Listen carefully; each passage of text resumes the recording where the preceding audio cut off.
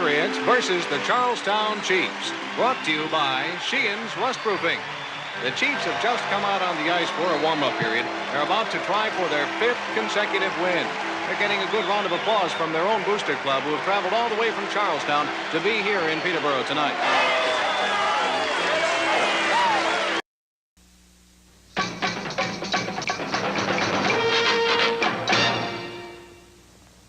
Need more energy throughout the day? Looking for a kick to your workout? RockinThatIDLife.com has you covered with delicious flavors you've grown to love in tropical fruit and mixed berry, but now fall in love with the new fruit punch and orange flavors. Try them all at RockinThatIDLife.com. Realtor Mike Burgoyne with Real Brokerage LLC makes the moving process easier. Work with a realtor who plays and studies the game and will work as hard as the boys on the ice to get you the best deal. Check out Mike on the web at strikewithmike.com and jumpstart your move today. That's strikewithmike.com. Welcome to episode 15 of season 11. This is episode number 391 all time of the often imitated, never duplicated Hello, Nurse. We're the original St. Louis Blues hockey podcast. Let's go Blues Radio. Special thanks to our sponsors, RockinThatIDLife.com, StrikeWithMike.com, and CenterIceBrewery.com for proudly sponsoring the show. Please check them out. Also, don't forget to check out our t-shirt shop at Let'sGoBlues.com for the very best in St. Louis Blues themed t-shirts at a fair price. It is Wednesday, January 4th, and this is our first show of 2023. Happy New Year, everyone. And Jeff is wearing the 2023 cardboard, the classy cardboard 2023 glasses. Very classy. This cost me at least 50 cents. Yeah. We're streaming live on YouTube, Facebook, and Twitter. To interact with the show on social media, our handle on the socials is at LGB Radio. Just do a search for us. You will find us, I promise you. And if you haven't done so already, please like, follow, subscribe, ring the bell, buy a t-shirt, do whatever.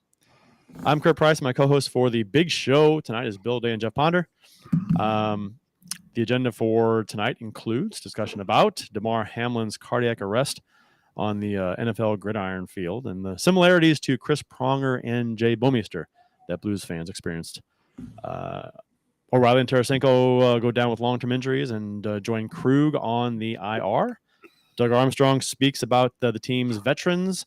Blues battle hard for a shootout win versus Toronto after a tough loss to Minnesota. There are rumors about Mikkola being moved. And earlier this evening, Team USA versus Team Canada in the World Juniors, that game was played.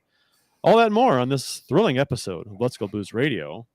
Gentlemen, how was your welcome and how was your New Year? It was great. I didn't have to do a stupid podcast last week. It was fantastic. We missed you last week. No, I appreciate you guys filling in for me, and you guys put on a very good show. Listen to the really very end of it. We really didn't fill in for you. We just didn't have you. You just didn't have me, yes, which makes the show much better. It was like half as long. You also was, which I knew instantly. I'm like, oh, I'm going to hear about how the show's so much longer when I'm not hour there. And 15. People were like, man, that was such a nice listen. Hour and 15, and we're done. But then you realize at the end of the show, it was also because Kurt wasn't feeling his best, and he was wanting to get the hell out of there. I wanted to get the F off the air because my throat, my voice was going. Yeah. Should have had some honey ready for you. My throat is not all that much better. Maybe marginally, but I do have the hot tea and honey right here next to me still. There you go. That's the way to do it. Mm-hmm. No, it was good. Good New Year. Actually had people over for the first time, and I can't even remember how long. Pandemic has just ruined people getting together now. But yeah, my brother, sister-in-law, and their kids came over, and my brother and I went to the game, which was unfortunate. The Minnesota Wild Blues game. Then we came back to my house, and we came back to my house and rung in the new year with our families. So it was a good time. I'm sorry, you just watching you with those glasses on, you look like a fucked up Ninja Turtle. Yeah, he does. Backwards hat on and the glasses. Yeah, it looks like you look like a weird ass Ninja Turtle. I like Matt Harris that I look like a sexy Minions calendar. I will take that. Yeah, a Minion. The yellow hat. That's funny. Yellow Blues hat turned backwards. Ponder is instantly a Minion. Yep, I'll take it. Like it. That's great. I would speak Minion, but I'm drawing a blank on how they sound. Banana. Yeah, there it is. That's all you need. How about you, Bill? How was your New Year's? Oh, my New Year's was drunk. Yeah, I watched the Blues game. I can't really remember. We had people over a couple times last week, and That you recall? that I recall. But on New Year's itself, no, we just we hung out and yeah, I watched the Blues game and drank. I realized after the fact, like kind of like I do, on the show. I'm like, oh, maybe I should have picked such a high ABV beer. I had 3 beers in about 2 hours that were all north of 14%. So Wow. I was feeling pretty good and then very bad. So yeah. How it many? was How many? 3 beers? 3 beers. 3. That's like Yeah. that's like 9 Bud Lights. Yeah. And Yeah. probably would have felt the same weight wise. Yeah, it's true. But yeah, no, it was kind of nice to be low key. Although we did have girly drink night one night last week, which is Missed a it. Yeah. Kurt Price tradition that we missed you. That was the worst of my sickness days. Yes, that was an awful day for me. Thanks for the invite, Bill. Appreciate it. next year. Next year we'll get you an invite. But That's what you said last year. I Did don't know, we? Maybe. No. I don't know. I don't remember. Yeah. Well, it was pretty. Yeah, it was nice. It was nice to have people over. It was really the first time we had hosted anybody at the new house. So it was pretty cool. Although everybody just wanted to hang out, just kind of like years past. Everybody just wants to hang out in the kitchen. Like I have this massive basement pool table, big TV, records. What do you want? The kitchen is the Mm. conversation area. It's where the food and drinks are. It's Yeah. you can't be too far away from food and drink. Yeah, and it was good. It was good. So, but yeah, My New Year's Eve, Amy and I went to the Golden Record on Cherokee Street to see the Mighty Pines play. And it was fantastic. We've seen them before, and they did a '90s cover show, a '90s freak out they call it. So fun, so much fun. Probably the most fun concert I've ever been to. What was the best song they did? Like, what was your favorite song they performed? What's the one by the New Radicals? I forgot the name of the song. Give it to me now. Oh God! What is the name of that? One Last Dance. Yeah, whatever that song's called. That was pretty good. I like that song. That was good stuff. You Get What You Give? You Get What You Give. Yes. Okay. Yeah, I like that song. Like the song. Can't remember the title. But that was good. And they had some guest singers out there. What was great about that group, the Mighty Pines, is that they're a local St. Louis band, and Amy and I were talking about this, that when they cover these songs, a lot of cover bands, they cover the songs and they kind of sound like the original song, and the words, you sing along, they're fun. But this band, it sounds like the actual song. I mean, it's you wouldn't know that it wasn't the actual band that they're playing. They're very, very close to it. So it's just very good. That was fun. They're very good. What was the venue? What venue did you see them at? The Golden Record. The Golden Record. Yeah, you walk in, and it is exactly like a college club bar.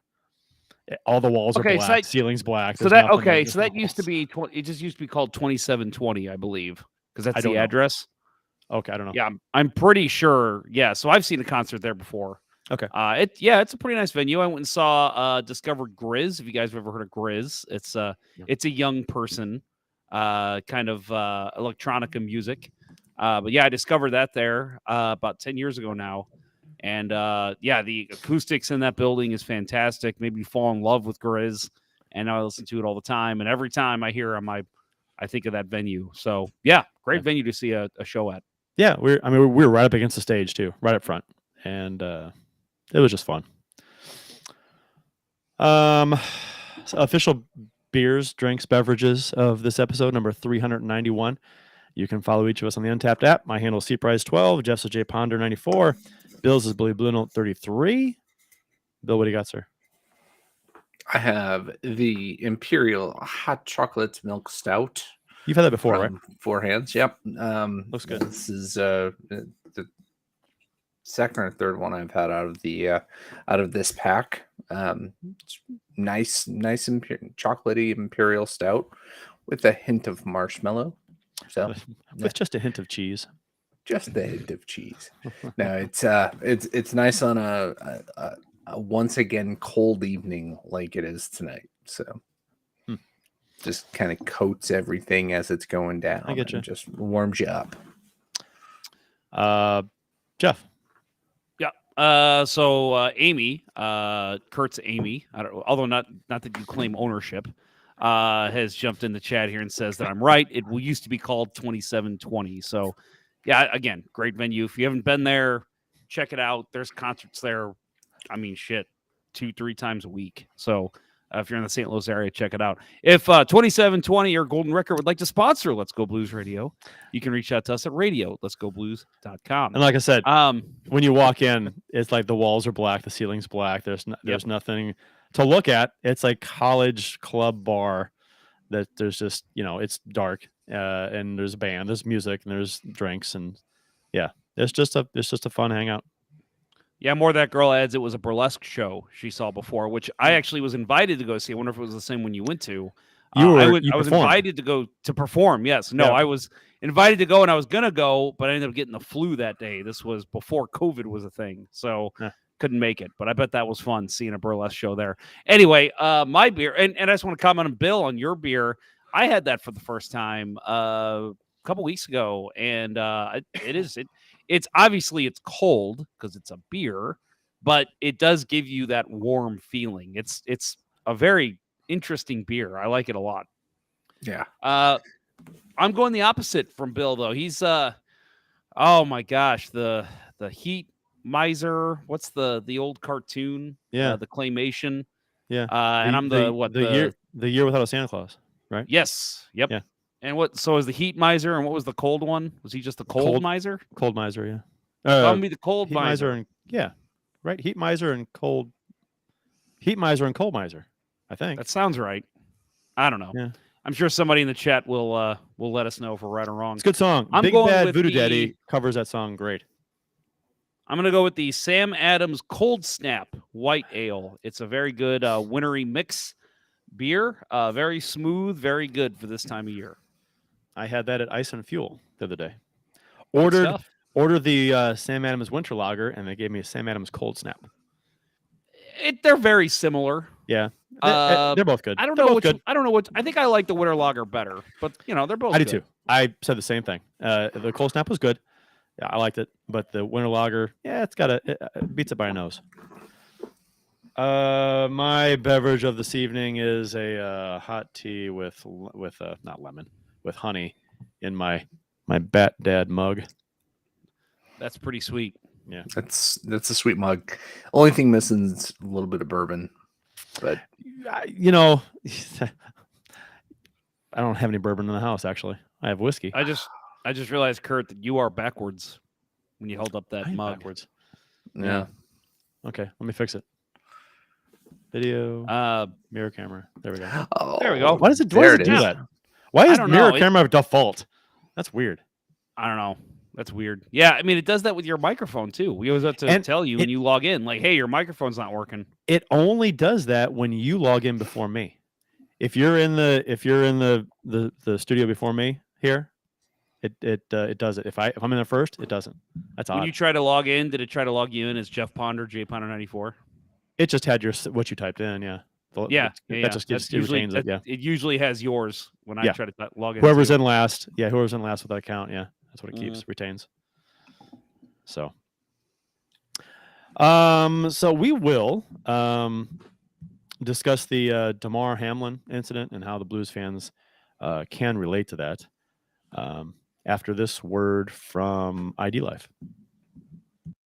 Every beer league hockey night, I grab my hockey bag and sticks and throw them in the trunk of my car. And the very next thing I do, I mix up a boost of energy courtesy of RockinThatIDLife.com. It's formulated to break up its delivery in 3 ways, which helps me get through all 3 periods of hockey. Phase 1 provides a rapid onset of energy, concentration, alertness, and motivation. By period 2, I'm receiving a dose of sustained energy, increased focus, metabolism, cognitive function, performance, and feelings of well-being, which I need with the way I play. In Phase 3, I'm getting fatigue protection without jitters and crash, an elevated mood, and a reduction of fluid retention to help me make the big play when it counts. This same triphasic approach helps me when I drink it during work hours or simply just for a pick-me-up when I need it. Try one of the 4 energy flavors by visiting RockinThatIDLife.com, but make sure to email Dustin at RockinThatIDLife@gmail.com and tell him Let's Go Blues Radio sent you to receive an additional 10% off your order. That's RockinThatIDLife.com. I always feel, and hear me out here. I always feel dumber after hearing Jeff Ponder talk, doing the voiceover work for that last ad, because there are so many big words. And all I take away from it is that, well, this stuff is really good for me. It's so good for me. I can't understand what he's saying. So just buy it and take it. It's good for you. Because science. Because science. You can't argue. Well, that used to be, I think that was his first opener on the show. We had something like it's science. This is proof that it's the best because science. And then we had Will Ferrell going, it's science. It's science. Yeah, I remember that. Yeah, you're right. Yep. No, it's and I'll say, man, I mentioned, I think since I missed last week's show, I did play in the alumni game for my high school before the big gold cup they had. And it was funny. I walk in drinking, Rockin' That ID Life, and one of my old high school mates sees me, and he's like, "What do you he's holding a Bud Light, because that's what hockey players do." Yeah. He's like, "What do you got a nice mix there?" And I'm like, "Yeah." And he goes, "Oh, I got a beer for you." And I'm like, I think we've talked about this on the show. I can't drink and play hockey. I just can't do it. I can't. I can't understand the drinking on the bench, the drinking right before a game. I can't do that. I'll do it with we used to do this Christmas skate where my friends would come in town, guys that, have moved on, guys I played in high school with, and it would be like Christmas Eve basically. And we'd all get together, skate at Great Skate in St. Charles for anybody who knows what that is. And it's, I'll drink then just because it's we're literally out there just having a blast, basically like our Christmas party. But that's really the only time. Even this alumni game, I'm still I'm drinking my ID life because I need to be able to have energy and, be able to focus on the game. And that's what I do. I just can't break that. And I'll never be able to just grab a beer and drink it while I play. No, I can't. I'll drink after. I'll have a few after, easy. Oh yeah. No problem. But yeah, there's just something about, there's a disconnect with me and alcohol during the game. I can't. I mean, I have a hard enough time staying hydrated when I'm just drinking water than drinking an alcoholic beverage and then with sucking the water out of my body. Yep. It's the opposite of what you want. Yes, and exactly. If you've ever even tried it and then taken a hit, that's the worst. Yeah. The beer belch as you're, yeah. If anybody hits me into the boards, I'm gonna piss myself. Yeah. Yep. Yeah. These guys were handing out fireball shots before the game. They all had somebody brought it 20 of the pink Whitneys, the little ones you can get off the shelf, and we're handing them out to all the players. And I'm like, they're all doing it, and I'm just me and one other guy, a guy that I play with, we're play with regularly still. We're both no, we're good. Yeah. We'll drink with you guys after, not before and not during. Yeah. No, thank you. Especially ice hockey. Yeah. Ice hockey is worse. Yeah. It was, well, and, some guys get a little more angry when they drink. And we had one guy that was kind of losing his temper a little. And I'm like, I bet if you didn't drink before the game, you'd probably be fine. It's a fucking alumni game. That you bring up a good point. It makes you wonder why they even allow alcohol to be drank on the benches during games for that reason in particular. I mean, if they don't regulate it, what's to stop somebody from, taking a flask of, Jameson or something on the bench and just getting completely wasted by the second period? They all had beer. They were just chugging I know. beer on the bench, and I know, but we had one guy. One guy at the end of the first period goes back into the locker room, and we asked him what he was doing. Like, oh, did you have a skate problem? No, I was just taking a couple shots. doing lines. Really? Yeah, doing lines. Yeah. Oh my God, I couldn't even imagine. Hoovering some schneef. Oh, you guys will like Austin's comment here. This is a little bit more for just the three of us. Anybody who knows him. Oh, Rags, cough, cough. Crappy goalies listening, or Hotard 12. If you guys are listening, yeah, Rags, cough, cough. Yep, I figured that's who we were talking about at some point there. So, to be honest, I mean, he showed up drunk, but I don't think I've ever seen him actually drink during the game. He's usually a guy that waits till after too. So he's just a naturally angry dude. Yeah, and apparently that's just who he is, because that has never left him. That is spanned by 30 years. Yep. So, what a shame. He's a good player too. Guy's a good player. Oh yeah, we tell him that all the time. Like, dude, if you didn't get kicked out of every game, we would love to have you at the end of games because you're a solid player. Yeah. The only time I ever played with him was in that I forgot which team it was. Him and I were on the same team, and the very first game, I'm like, "How's this gonna go? How's this gonna go?" Mm-hmm. And he was a good teammate. He was, and he assisted on one of my goals, and it was fine.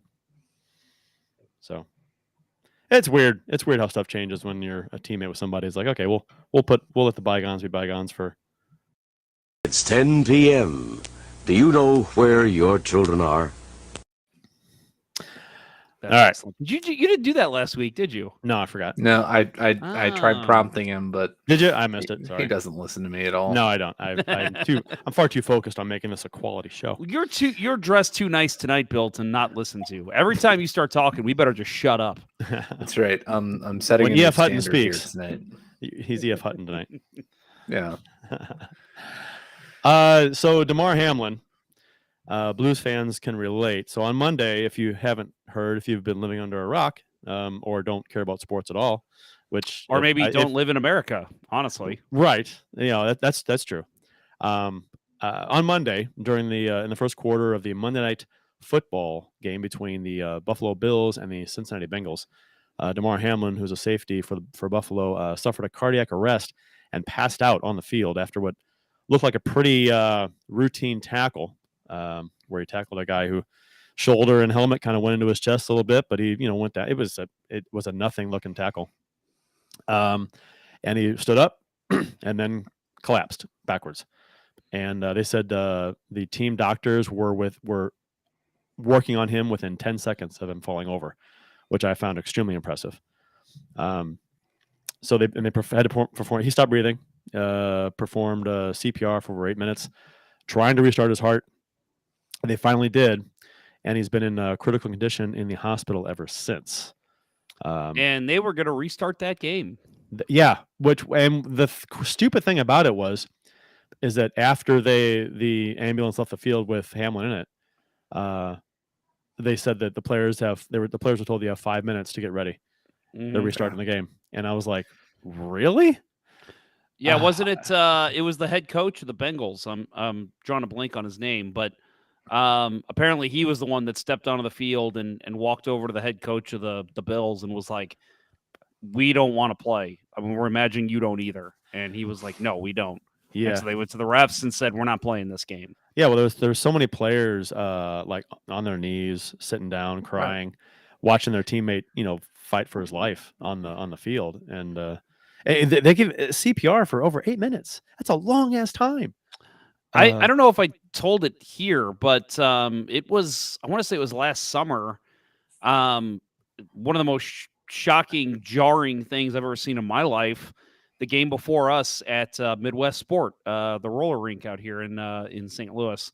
A guy collapsed right at intermission of his game, collapsed on the rink, and wasn't breathing. Luckily, one of the guys that had played before was a medic, so he came running down, gave the guy CPR until the ambulance came, and pretty much we were all in the locker rooms and we're all standing there, and we just see everybody on the floor talking about how he's not breathing. His heart's not beating. He's dead. Basically, he's dead. And when he left, it looked like the medics hadn't revived him, and we all thought he was dead. Luckily, we got word okay? a couple days. We got word about an Yeah. hour later. Which, hey, thank you to Midwest Sport for doing this. They literally messaged everybody who witnessed it, all the teams that were there, all the teams that were waiting to play, and they said, "Hey, we just got word. He's revived. He's fine." They revived him in the ambulance, Bill, and that was, remember, I mean, that was terrible. And we all said we were the next game, and we were all like, "We're not playing today, right?" And the rink owner was like, "No, everybody go home. Nobody wants to play today." Bill and I used to play at Oak Hill Sports in Belleville, and remember who was the kid that collapsed and died? He collapsed on the rink, but he didn't make it. He died. It was a kid. It wasn't even and I think he had a heart condition. Yeah, I want to say somebody said he had a heart condition, but he collapsed and died on the rink. I think it was after we had left. We had a game, I think, that day, and we had left already. Yeah, we found out like later that night. Somebody, I mean, that was before texting and cell phones. Oh yeah, and all that was a long time ago. Yeah. So somebody ran into somebody, and word got back. But yeah, it is, and one of the worst things I've seen is all these people coming out trying to make this, tie all this to COVID vaccines, right? And saying, people are just all of a sudden dying, healthy people are dying, cardiac arrest. No, this shit happens, right? It's just been happening. It happens every so often. You hear about it. Right. This is the most high profile time it's ever happened. Right. It's the NFL playoff push. Right. The Bills are playing for a first round bye at Monday Night Football in January. It's a huge game. Everybody's watching it and sees this happen. Right. And this game had playoff implications too. So it was it was a huge game. Yeah. Yeah. Right. So, Skip Bayless, well, they can't cancel the game, right? They got to play this. I hate that fucker. I can't believe he's still relevant. That's the way I see him. How is he still fucking relevant? But here's the thing. I hadn't actually seen the video until before the show tonight. I Googled it. You know what the top search result was for Damar Hamlin video? Skip fucking Bayless. Oh, really? Yeah, because so apparently pissed. I think it was today. Shannon Sharp was talking about it and basically condemning anybody who's like, "Oh, they should have played," and he's on that show with Skip Bayless, and I guess Bayless started talking over him like, "No," and it's like, shut up! Nobody wants to hear from you. Well, let's go back to when this happened to Chris Pronger. Right? He had a little. I mean, it started off almost identical. Right? It's an in-game situation. What was this? 96, 7. When Pronger took that slap shot to the heart, to the head, to the chest, and his heart stops for a moment, and he collapses, and he's out for maybe 10 seconds, something like that. But his heart restarted on its own. He didn't need compressions on the ice, and he was awake and alert, wanting to go back in the game. As he was being, carted off. So different situation, different ending there because Pronger passed all the baseline tests. He did everything. It was hooked up to a heart monitor and they tested his heart. He was deemed fine.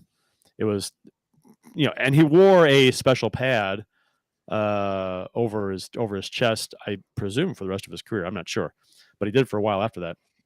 But, he recovered fine. Could have been deemed a fluke hit, at just the right time. I've seen breakdowns that talk about how this kind of thing can happen. If you get hit in the chest in a very specific spot at a very specific point, like 100th of a second of part of the heartbeat, of a certain part of the heartbeat, where it's a very rare thing to actually have happen to you. That's when it can happen. Right. It completely disrupts the heart's electric cycle. Right. But it has to happen in a very specific spot at a very specific time during when the heart is beating. And they're thinking that's when these things do happen. And it happened to Hamlin. And I hope he's going to be okay. It's kind of worrisome that he's been in the hospital getting the best care possible, and he's still in critical condition. You know, it seems like, you know, Right. I mean, so Well, he's in a coma, right? yeah. Well, they put him. They put him in a coma. Medically induced. Yeah, because I don't know. They haven't. I don't think they've released certain parts of the procedures, but I've heard that they can lower your body temperature to deal with things and have stuff like that done, and you have to be put under for that kind of a thing. So I don't know if that's what they're doing, but he's not awake. Right. And you know, having your heart stop for 8 minutes, right? That's brain damage territory. But they were keeping blood compressing, circulating. right. Yeah. So that shouldn't have been. They're within 10 seconds and doing compressions very shortly thereafter. So hopefully there's nothing long term associated with that aspect of it, because they were doing compressions for that long and breathing for him basically. So that was, I mean, it's crazy. I mean, that was scary. I had a hockey game that night, and we were all hanging out in the locker room after, and somebody said, any word on the Buffalo safety? And a lot of us hadn't known, you know, because we had a game, we weren't paying attention. And then somebody pulled up the video, and we're just playing a very, yes, we're men's league, but, playing a contact sport, crowding around one guy's phone in the locker room and then watching that happen. Again, shades of Chris Pronger, like you said, Kurt. Like he makes the tackle, he gets up, and then just boom, right back down on the field. Yep. And I mean, I could feel the collective in not trying to make an insensitive comment here, but what I mean is the collective room heart skipping a beat. I mean, almost literally. We watched that and we're like, whoa, and it was it's so scary to see a guy on his feet clearly out before he even hits the field. Yeah. I mean, and again, that's what we saw with Chris Pronger.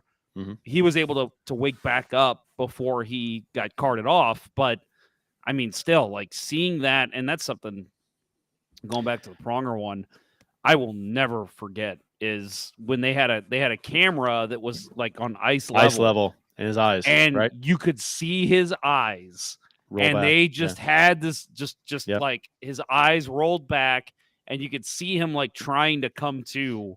And I remember just thinking like, oh my God, please change the camera. I can't watch that. Hull, like, I think Hull was the terrifying. first player to him, I believe. And the look on Hull's face was like, get somebody over here right now. Right. Kind of like Pietrangelo and Bouwmeester. When Bouwmeester collapsed on the bench, Pietrangelo was right next to him. And as soon as Bouwmeester went down, Pietrangelo sees him and he freaks out, frantically yelling for the training staff to go over there and get to him, because he knew something bad just happened. He passed out. It's not good. Rich Peverly, Dallas Stars, he collapsed on the bench. And so we're talking about all this stuff, and so they're trying to fill time right on the NFL broadcast. They don't have any information.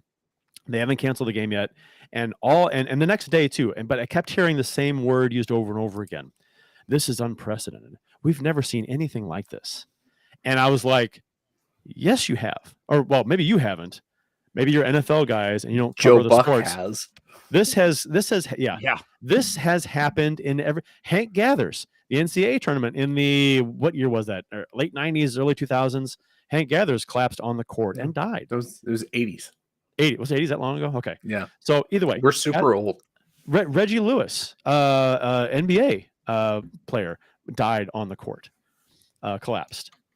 This happens, and the Russian player, the high up in the Rangers, Sharpanov for the Rangers, playing in Russia, collapsed on the ice, heart stopped. They didn't have a defibrillator in the building, and he died. That is why we every arena has one. I don't want to. Well, it's pretty clear what I'm talking about, but there's a roller rink that I asked after the Sharapanov situation. They said, well, the ice rink next door has one. Yeah. And I'm like, I'm sorry, that's not here. good enough. You need to have one here too. Yeah. So, and I think they ended up getting one. So I think it really bothered me, because all day yesterday I'm watching TV and I got the sports on the background, and it's all you hear is unprecedented. I'm like, does anybody follow sports at all that's talking here, or are you just all NFL guys in your own little bubble? Because and even in the NFL, 1971, forgot the guy's name. He died on the field, collapsed and died. Now, it wasn't because of his heart stopping; it was because of a neck injury from a tackle. Broke his neck and he died on the field. But I mean, a player collapsed and died on the field in the NFL. I mean, it's not even unprecedented in your own sport. So it's like. And we're seeing like Bill was alluding to with the vaccine thing. I saw people commenting like, we don't see this ever. This didn't happen before the vaccine. Right. And I'm like, right. What? Like, again, listing off all the ones you just said. And I saw somebody say, we're going to watch all these people slowly die from heart issues, and us true bloods, they call themselves true bloods, are going to be able to live on and have to watch all this. And I'm like, I'm sorry. This has been happening forever. It's a contact sport. And these guys are their hearts are racing a mile a minute sometimes playing this sport. It's going to happen. I'm sorry. I'm going to go on my short little soapbox here. Here we go. Okay. This is what I wanted. There's a lot of anti-vax bullshit. Okay. Get your head out of the ground. Okay. This is ridiculous. First off, it shouldn't surprise anybody that some of the anti-vax crowd. Now, if you don't want to get the vaccine for your own personal reasons, that's fine. I don't care. You do what you want to do. But if you're trying to persuade, others and pass misinformation and lies to persuade other people from not getting it, that's wrong. And you're an asshole. I'm sorry. Get the right information, because people that are saying, "Oh, we've never seen this before. That must be the vaccine that's doing this." That's complete horseshit. This has happened for decades. I'm not going to go too far into it, but I'm just it's a bunch of bullshit, and and it's annoying. So I hope people are smart enough to hear that and say, "Huh, well, I'm going to question that." Because don't believe everything that you hear from some guy on a blog. It's the same people who quote the Bible to match whatever they wanted to, like whatever their beliefs are. Oh, I can find my beliefs in this Bible and I can stretch the words to mean what I want them to mean.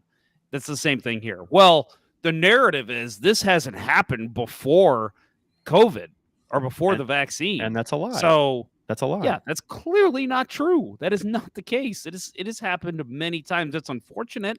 And I think when people have to use lies to push their narrative that's already in doubt, that says a lot about their narrative in the first place. If you have to push lies to get people to believe it, that says a lot about what you're trying to say. So, Well, getting into what we've talked about here too. I remember Yuri Fisher. I watched that one live. Yeah, that's one we haven't mentioned. Yeah, that too. And I think it was Chris Chelios. Chris Chelios, I believe, was the one that was sitting next to him. And I mean, even not saying it's a race, but like even quicker than Petrangelo and all the other ones we've seen. Brett Hall, you mentioned on the rink. Like I remember, like before he even hit the ground, Chelios like something's not right. Somebody, get over here, like signaling to the trainer. And it's like, right away when this happens, when there's something just not right. And, credit the referees, credit the Sabres and the Bengals and the Bills to know right away, oh my God, something's not right here. Get the training staff out here. And if not for that swiftness and being able to read the situation, a lot of these guys may not have been saved, but their teammates, the people that are playing against them, and they step up right away and they notice this thing, and the game becomes irrelevant at that point. And it's sad that I'm going to guess that he's never going to play football again because of the severity with this and trying to get him back to a stable condition. And it reminds me of Bouwmeester, that he his career was over after that. Thank God he was okay and he survived. And the quick thinking of Burley and the Blues staff and the defibrillator on the bench that they used. So I mean, you talk about and when Darren Pang, they came back from commercial and Pang was on the air. Pang was had a mic and was just like standing there, and you could tell he was like visually very disturbed and upset, and like he was almost starting to cry. And I thought, are they going to say that Bouwmeester died? Because I was like, oh my God. And then I had to like tell myself, well, no, that just happened. Obviously, they're not going to announce that he passed away right now because they have to notify family and stuff like that first before they go announcing things. They wouldn't do that. But I was like, I could tell it was really, really bad because Pang was upset on the air visually. The thing that, and again, not to rehash all this because we should move on here soon, but I with the Bouwmeester one, the one that blew my mind was hearing the announcement over the crowd that the game's been postponed, for obvious reasons, and not hearing any booing, not hearing anything. People just walking out of the building. Right. Like, well, even people in the upper deck were like, yeah, it's just time to go. There's nothing we can do here. It kind of reminded me of the Cardinals and Cubs game when Darryl Kyle passed away. Yeah. And what's his name? The Cubs catcher at the time, Girardi. Joe Girardi. Joe Girardi. He announced the crowd. Joe Girardi. Yeah, he announced the crowd. Addressed the crowd that there's been a tragedy in the Cardinals family, and his voice was cracking. He was visually upset. And the Cubs fans were, there was no booing. They were all very gracious. They knew something was wrong, and that was a crazy day. I'll never forget that day. Yeah. Me me neither. It was I think still in college, right? Those late 90s, wasn't it? And, no, it was early 2000s. It was early 2000s. We were in the house in Fairview. We moved in the house in 01 and we were there. So it was like 02, maybe 03, something like that. It was a Saturday though, right? It was a weekend. Yeah, I was in the basement. It was a weekend game, yeah. I think he died June 22nd, 2002. Yeah. Okay. Yeah, I was working 2 jobs back then, poor former college student trying to pay the loans, and wound up, I was working a double on Saturday, and just after I heard that, I was like, oh man, this is hard to focus on anything. Not that I work, in baseball or, anything sports adjacent, but, just went and sat and watched the news while eating lunch, and just all the tributes in that. Just, it's a day I will, I will always remember just that horrible feeling. Athlete in his prime, just found dead in his room. And, that just congenital heart issue, craziness.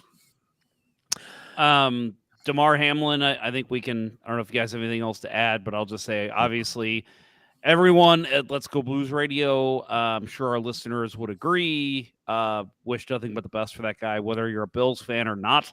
I don't think that matters at this point. Everyone's hope, and from all accounts, sounds like such an unbelievably good dude, like one of the good ones in the NFL.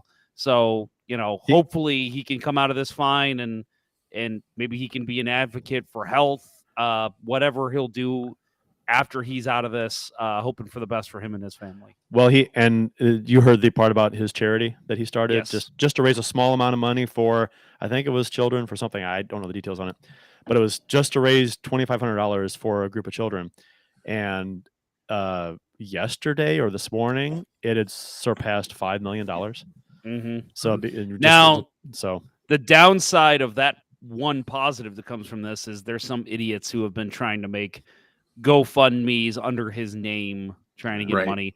Luckily, GoFundMe has been all over and has been shutting those accounts down. Probably the same people that are saying that the vaccine caused it. Right. Probably the same people. Same mindset, really, actually. So, anyway, moving on to some blues news. As this is a blues show, we should do like a current events show and just do stuff like that. We can talk about Patrico too. Oh, I don't think I want to talk about Patrico. You know what I mean? Ooh. No, just like a local current events show. We could do a Tuesday and a Wednesday show. Tuesdays are just current events. Yeah. Bill's in. Let's do it. There's all kinds of shit to talk about. You could always have a show, just a round table it. Do a Donnybrook show. We're having a Donnybrook. Oh, Donnybrook. Okay, so Blues injuries have hit the team hard over the past week. Injuries to O'Reilly and Tarasenko, joining Krug on the IR. O'Reilly and Tarasenko were injured in the 5-2 loss versus Minnesota on New Year's Eve. Both lower body injuries and both injuries caused by pucks. O'Reilly suffered his injury as a foot injury, blocking a shot on the PK that will help. That will keep him out at least 6 weeks, reevaluated in 6 weeks. And Tarasenko suffered. Rumor is that that's literally a broken foot, which sounds bad, but honestly, it's actually a good case scenario because if it's a ligament, if it's a fibula, like we talked about earlier, just the three of us about Jake DeBrusk, that's a much bigger issue. A broken foot, it's like, okay, there was a bone broken. Yeah. Put a pin in it. Let's just wait till it heals. Put a pin in it, let it heal, and it'll heal. And they say bones heal stronger where they're broken than when they were originally anyway. It's not like a Fabry. Like a Fabry is a perfect example. And his ACL, he tore his ACL for the third time last year. Mm-hmm. So that's an injury that could reoccur. And Tarasenko shoulder, same thing, right? Yep. Ligaments. So this is something with O'Reilly. For those of you either worried about getting him back or worried about the trade deadline, which I'm sure we'll talk about here in a second, but he's going to be fine. Like this is just a common injury that happens. Right. So that's the good news from it. And Tarasenko's hand injury was when the puck struck his glove, and that'll keep him out for at least 4 weeks, which we're assuming it's also a broken bone or a fracture of some kind. Bone injury. Pucks don't typically hit something and damage a ligament. Right. It's typically a bruise or a bone or something. I knew the second that puck hit him. That's a broken hand. Yeah, it was like a blocker save, but you don't have a waffle board. Right. Yeah. For those of you who maybe never put on hockey gloves before, and think about it, the palms. There's no padding there. There's nothing because you want to have gloves handy. You got a pair of gloves handy? I don't have them. I mean, I got some right there.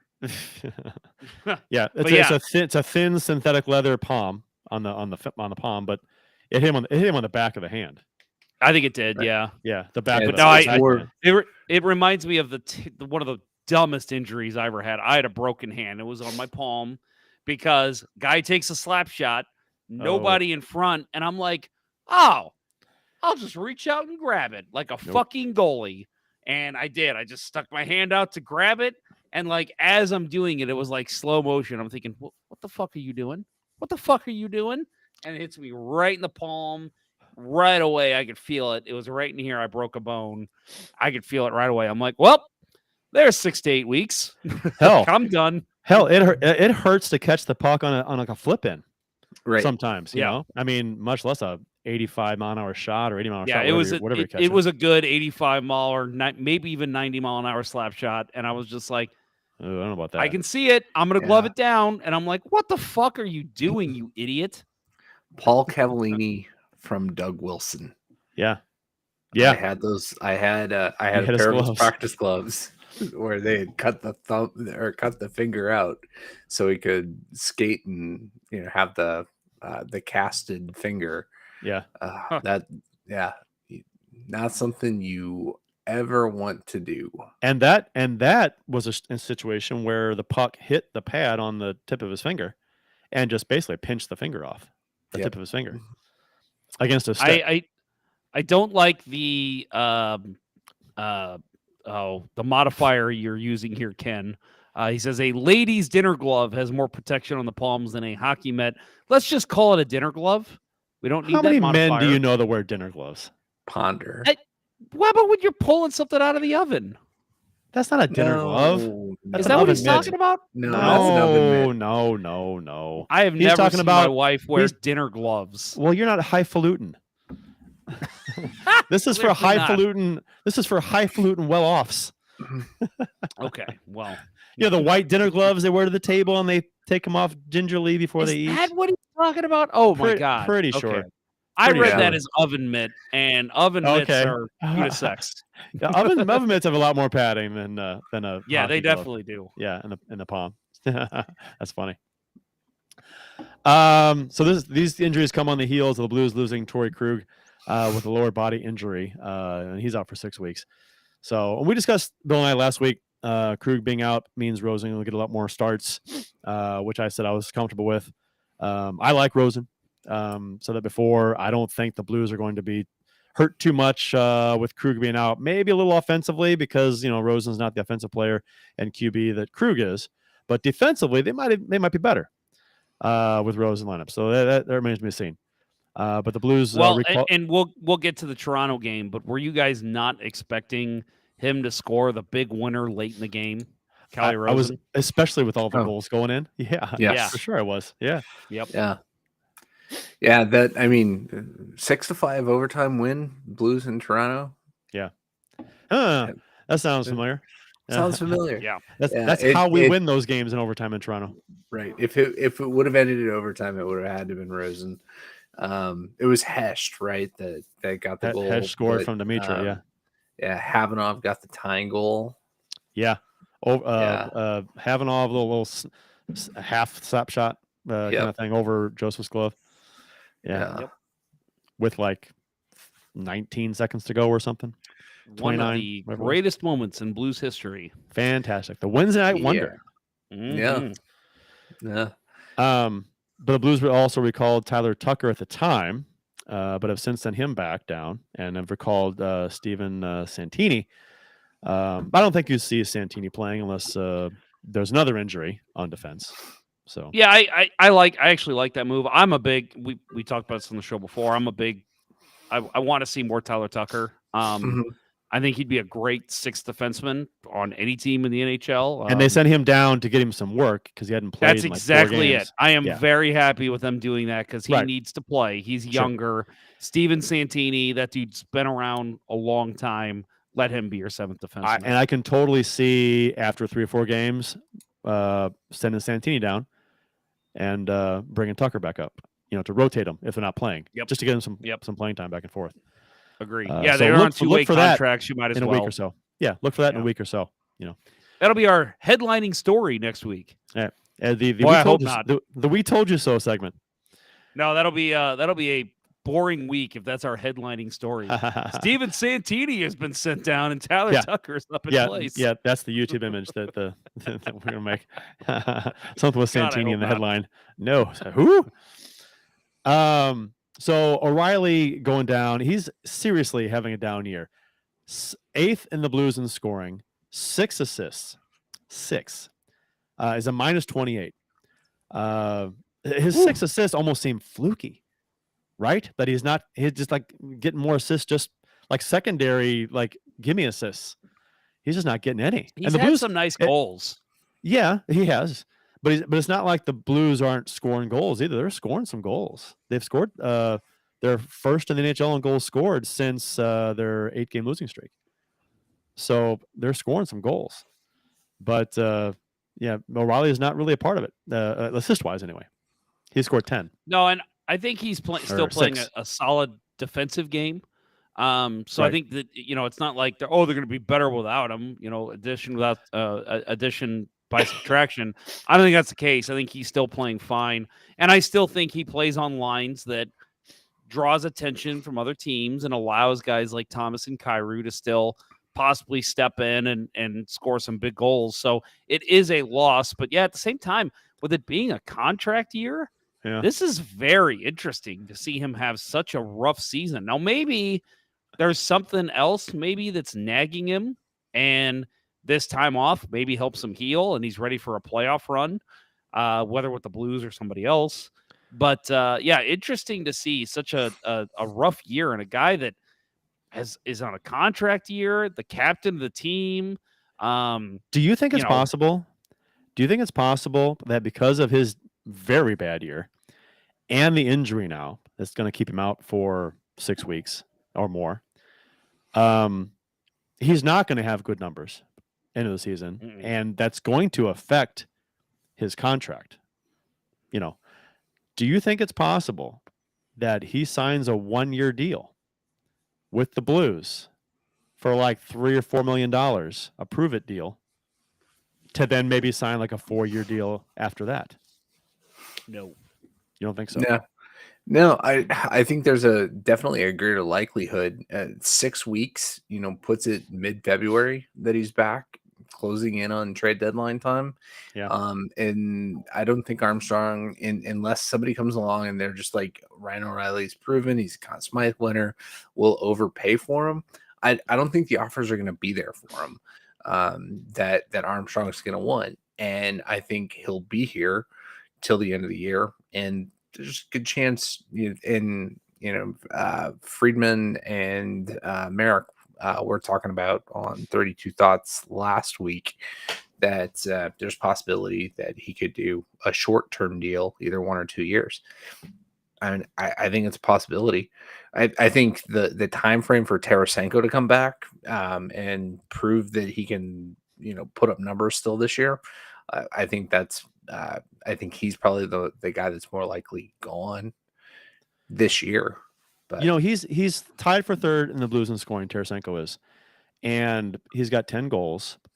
And production wise, he's not having a terrible year. It's a down year compared to last year. Granted, last year was almost a career year for him, but Tarasenko has looked off this year to me. He hasn't looked as dynamic. He hasn't looked as deadly on the ice. He's mishandled, noticeably mishandled more pucks than usual to me around the net, things like that.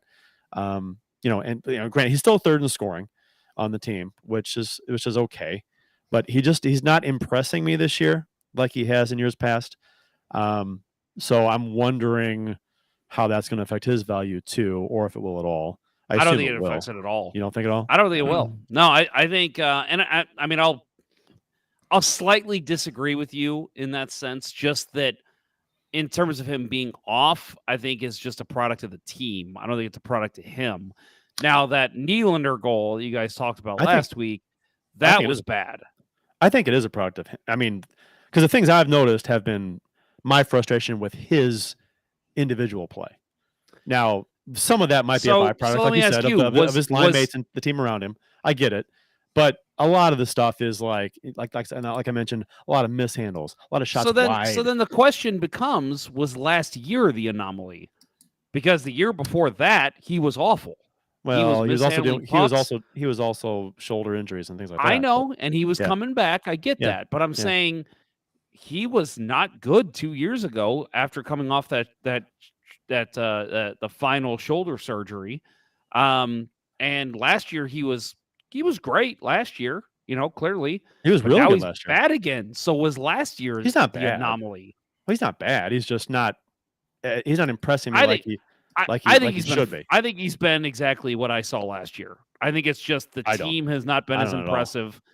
I remember him. He's mishandled a lot of pucks last year. No, he's thinking, not. Like, how many times did I say? Well, I'm not asking you guys because you don't watch every game with me. But I can't tell you how many times I watched games last year, and I'm like, oh, Tarasenko, what are you doing? But it's the same thing this year. I don't notice any difference. See, I do, because I mean, any goal scorer who puts up a lot of points, a lot of goals, is going to miss the net a lot too. They take a lot of shots, and they miss a lot of chances because they get a lot of chances. Now, this season, I just feel like like last season, he was picking corners more. He had some one-timer goals that were like eye-popping. Oh, that's unusual for him. And just not seeing the eye-popping stuff as much this year as I have in the past. That's all I'm saying. And he's having an okay production. I think that's a matter of opinion. I think I'll disagree. I think he's been what I expected from last season. There was a conversation on Twitter that I read and I agreed with that people were talking about how he misses the net from these high danger scoring chances too much. Like he's in so close and it's a high danger chance and he puts it wide or high. And that seems just happen a little too much for my comfort for a guy of his abilities, and I don't remember that happening as much in the past. I'll say something I've noticed this season. It isn't with shots. That maybe is a knock on his game. Is I feel like he's always looking for Buchnevich now. Like after he played with him pretty much all of last season, he's always looking to make that extra pass, that extra play, which Buchnevich does too. And yes, that's kind of the mantra of this Blues team. But I feel like there's been a couple times where it's like, Vladdy, you've got a good shot. Just take it. And he'll try to make a pass to Buchnevich backdoor or something. And it's like, you didn't have to do that. Just put it on net, man. You got a great shot. Just pick your spot and put it there. I just looking at the stats here, I wouldn't even guessed. I would have guessed that Buchnevich had more points than Tarasenko, but he's tied with Tarasenko in points. He's played less games because a few, 5 less games. Yeah. So which he'll clearly hopefully he passes him by the time Tarasenko hopefully he does. Back. Right. But I'll say real quick on O'Reilly, I just think I think teams will still pay a lot for him. And Brian Roberts kind of says it here too. Playoff teams will pay for those two. GMs will talk themselves into saying O'Reilly is a playoff player and if Blues eat half the money will only help. And I do think, like Bill said, if the Blues hold on to him, I think he still gets a big contract somewhere else because somebody's going to free up money. Somebody's going to say, oh, he's a former Conn Smythe winner. He's, put up this many points and he's won the Selke. And I think he will still go get good money somewhere else. I think you're right. I think somebody would. I don't think there'd be. You wouldn't even need a whole lot of convincing for somebody to acquire Riley. Now, Armstrong would probably be selling low with O'Reilly because of it's going to affect his value somewhat. But it would not surprise me. I'm not saying it's going to happen. It would not surprise me if he takes a short-term deal with the Blues, and just because of the way O'Reilly is, it wouldn't surprise me if he says something like, I had a really bad year. I'm gonna sign a short-term deal with the Blues, and $3 or $4 million per whatever next season. Get your numbers up, and then we'll negotiate a longer term deal if it fits into the works. Now that could be a conversation he'd have with Armstrong, and if Armstrong says no, I don't think you're in our long term future plans, then if that's the case, then I totally agree, Jeff. That he's going to take a bigger offer somewhere else, which he'll get. And we all know that Armstrong's not against telling the captain of this team, "You're not our long term future plans." Right. Well, he did offer him 8 years. So Bye, Eric Brewer. That's who you're talking about, right? He offered Petrangelo 8 years. Exactly. 8 years, $8 million. He broke Jeff's heart. Yeah, would have been. I was so devastated. No, I actually, I hope you're right, Kurt and Bill too. I hope you guys are right. I'm not speculating. I know you are. But I don't think that's the case. I think Armstrong or O'Reilly will talk to his agent. The agent's going to say, people are still going to pay top dollar for you. Go to free agency, and I think that's what he's going to do. Yeah, I think if he gets moved, it's in season. If he stays, he'll sign a 1 or 2 year deal. Yeah, I would hope that's the case. I hope so. Yeah, gosh, it really. A lot is. I guess a lot depends on how this team plays too, without O'Reilly and Tarasenko in lineup. If they play well, they're going to get a good look at some players here. Neighbors and get some playing time. So hopefully, the time with the Thunderbirds, and he played very well down there. I don't have the stats in front of me. I think he put up some good numbers when he was down there. And he played really well against Toronto, had a really nice hit that set up a goal. Great forecheck. Yeah, great forecheck. So, and that's, the little things. That's the kind of thing that younger players tend to get ripped on for not doing the little things. We all know they're talented and they can score, given a good chance in front, they can put the puck away. But it's the little things, the forecheck, the stick check, the hustle and the back check, that impresses coaches to get you more ice time. So, and then, and Bruba is very complimentary of Neighbors after the game on that play too. So it was noticed. I thought Neighbors came out and looked awful. Like that first period, I thought every shift he had, it was noticeable in a bad way. I'm like, he's in the wrong position. He's not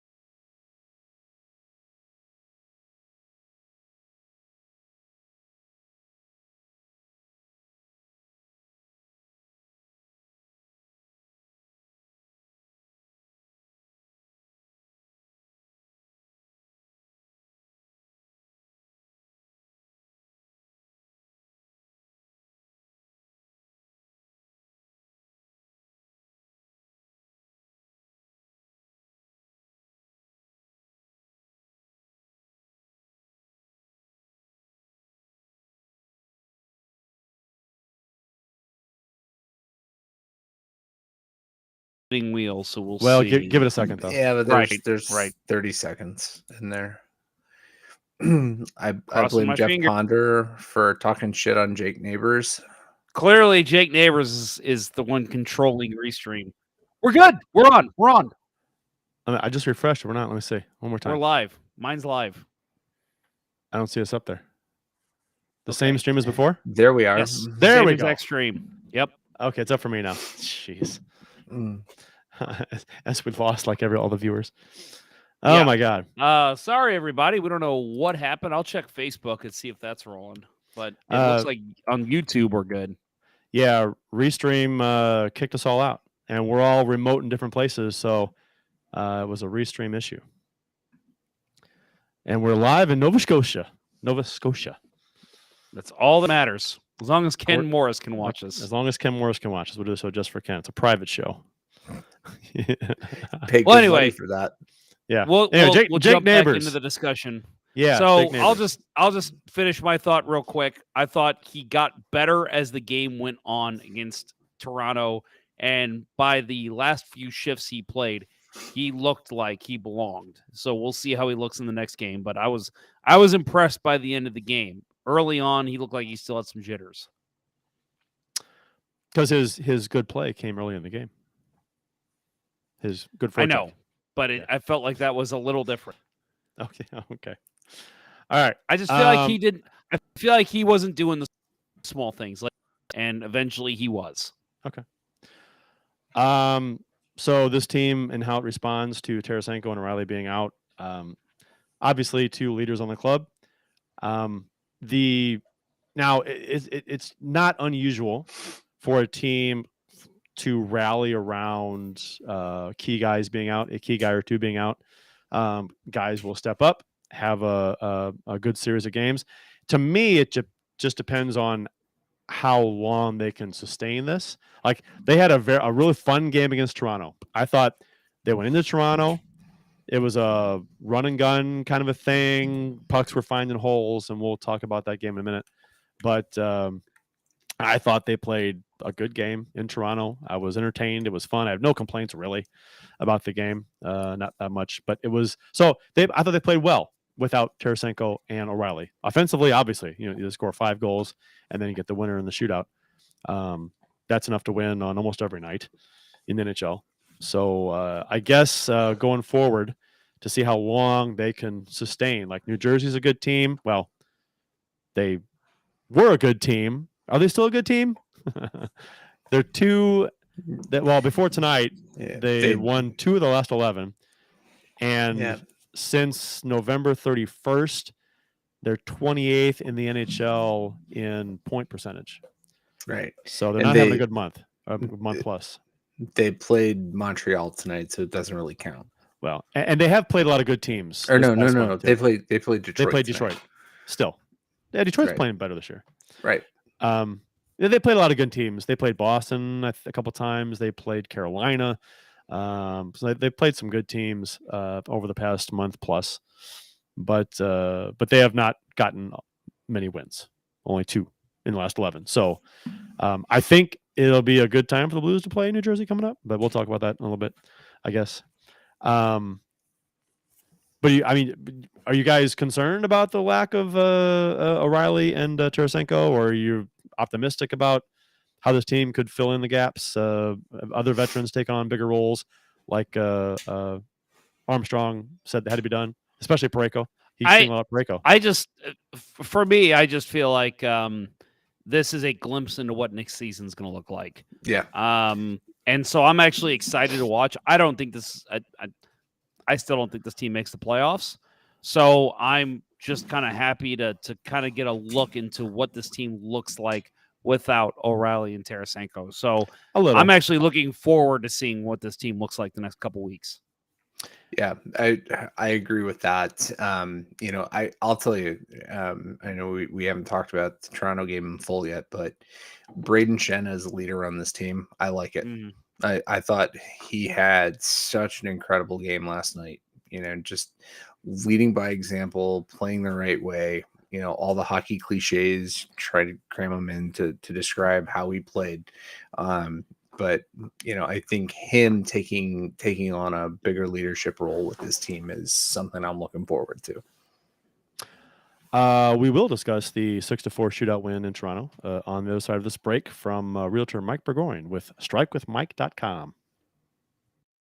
Magical 2019 playoff run, I was in the midst of buying my current home. Every time I spoke with my realtor, obviously, home buying was the discussion. But in the back of my mind, I couldn't stop thinking about what was destined to happen for our St. Louis hockey team. If only there were a realtor who could have walked me through the process, held my hand when needed, but was there to be a sounding board when I wanted to complain about a certain hand pass goal. Let realtor Mike Burgoyne with Real Brokerage be that for you. He'll have your needs top of mind as he skates you through the home buying or selling process, dangling you past any obstacles and assisting on all your home goals. Check out strikewithmike.com for more information or give him a call directly at 314-753-4060. That's Mike Burgoyne with Real Brokerage at strikewithmike.com, and that number again is 314-753-4060.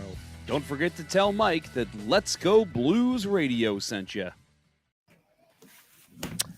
The St. Louis Blues have signed Joel Hofer to a 2-year one-way contract that extension that will kick in next season. Annual salary of $775,000. He has 22 games with Springfield this season. He's 10-8-4 with a 2.39 GAA and a 9.22 save percentage. Pretty good numbers. 2 games with Blues last season. 1-1, 8.80 save percentage, 3.07 GAA. Not great numbers last season with the Blues. Very tiny sample size. Yeah. Can you not? Is there a way to say his name and not sound Canadian? Joel Hofer. Yeah, Hofer. Joel Hofer. It does. It sounds like you're trying to force a Canadian accent. Yeah. No, I'm okay with it. I think we all kind of assumed that. I think we all thought he might battle Grice for a backup spot in camp this season, and I'm excited to see what he can do in a Blues jersey next year. Again, I think this team, we'll talk more, I'm sure, throughout the year about UFAs and all that, and the cap only going up possibly by $1 million. I think this team is destined to miss the playoffs this year and next year, but I think a quick retool will put him right back in the playoffs within 2 years. So I am excited to see him in a Blues jersey full-time next season. I think kid's got a lot of potential.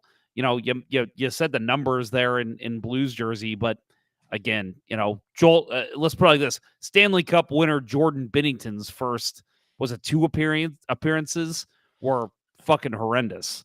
So that doesn't say much to me. The fact that he won his first game tells you at least he has a little bit composure, and clearly he's pretty accomplished now in the AHL level. So I'm happy with this signing, and it's cheap as hell, $750K for your backup goalie, who's not just like a grizzled veteran, a guy that you think could step in and possibly be a starter one day.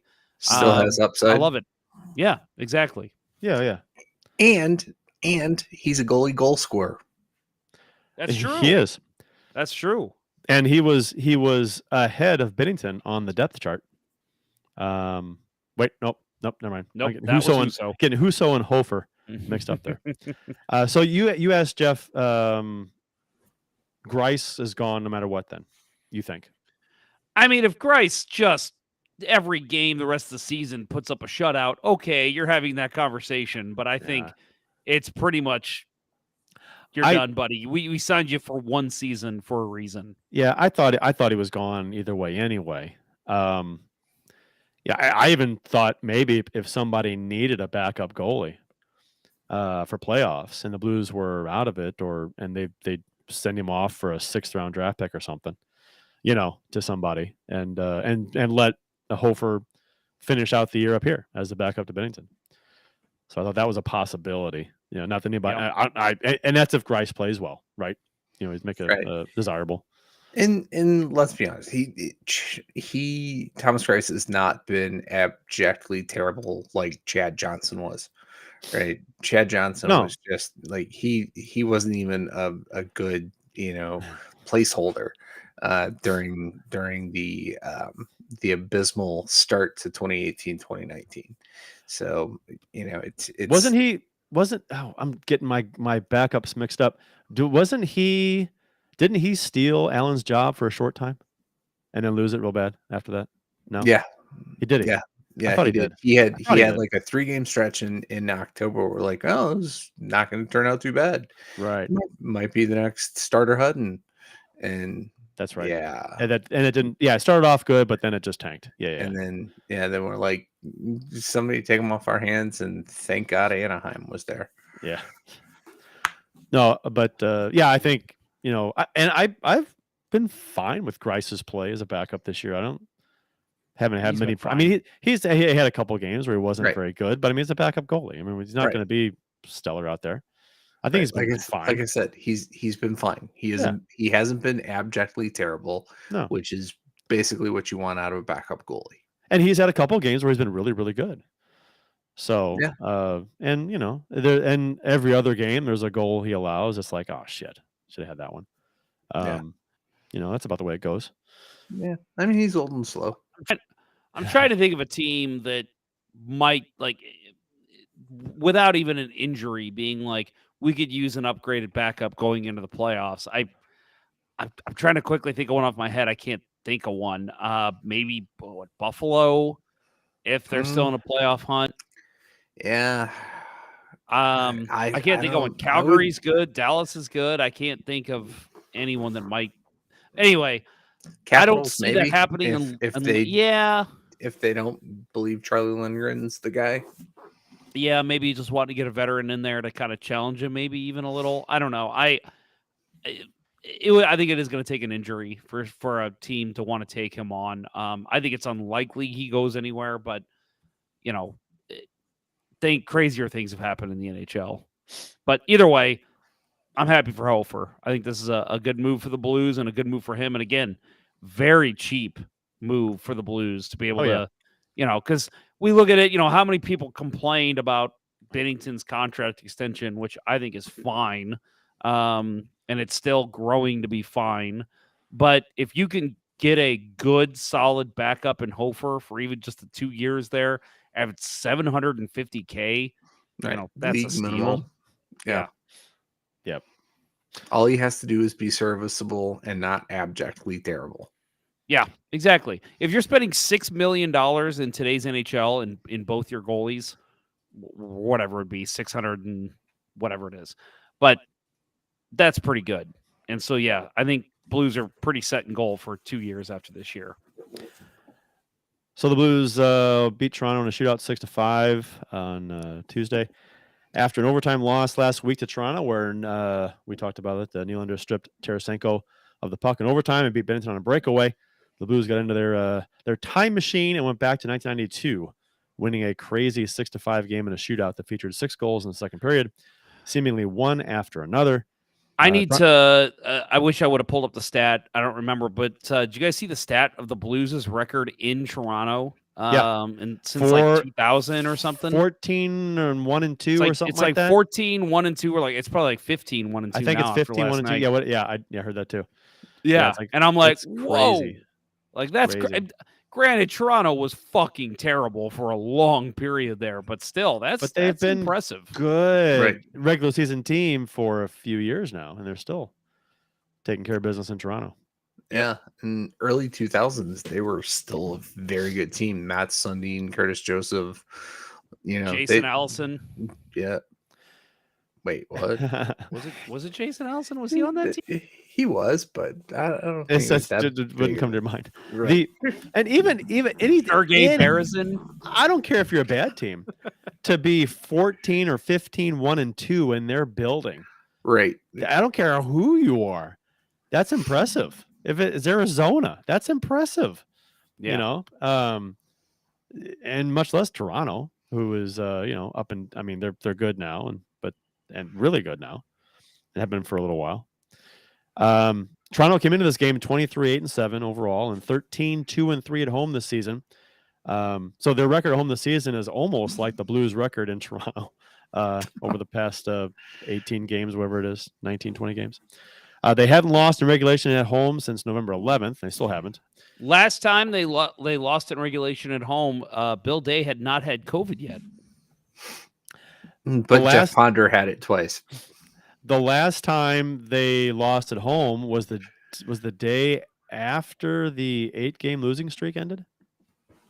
I think November 10th is the day after that ended, I believe. Brandon Saad, the Blues never trailed in this game. Brandon Saad scored early in the game, shorthanded. Again, that's his second of the season, I believe. Yeah. After he was placed on the PK, and not that long ago. We got to give credit to Darren Pang. If you guys were watching the broadcast, he basically says, 20 seconds before the goal scored, this team's got 5 forwards on their power play. That's what the Maple Leafs first line is on the power play, is literally 5 forwards. And he said, you got to test them. You got to challenge them. Within seconds, Saad gets the puck, skates it. Blues make a good play in their own zone to, I think it goes over. Who got the assist on that? Was it Achari? Achari gets the puck right in front, slides it over to a streaking Saad. Then Saad comes in, makes a good move. Probably one. Achari and Parayko. Achari. Yeah. Parayko, yeah.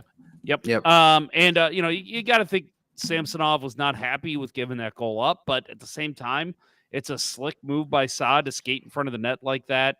And again, like Pang said, challenge the 5 forwards on the ice. And that's exactly what he did. Yeah. Right. He made Marner look, like he's still a very young hockey player. Right. He kept the puck as far away from Marner as possible, yet still was able to open Samsonov, because he's no longer Samsonov. It's Samsonov. Okay. That was a change he made this year, because I guess you change your name pronunciation midway through your career. Bill, I'm pissed about that. Yeah. I don't like that. But he did a great job of opening him up while keeping Mitch Marner at bay. Right, Marner, I thought, probably felt like he had great defensive position. Very dejected after that went through the legs. It's funny when you see a forward come in into the zone one-on-one against a forward. It's almost like they get giddy. They can't wait to attack that forward. Yep. Let's put a move on him. Inside, outside, through the legs. Boom. Get him reaching. Oh, even as a defenseman, I'm sure, like, if Parayko's coming in one-on-one with a forward, I'm sure he's even thinking, like, all right, here we go. I know what I need to do. And if you're a forward playing D, just like take the body. Take the body. Especially don't go swiping. Don't go swiping at the puck. Don't go reaching, because you're gonna get smoked.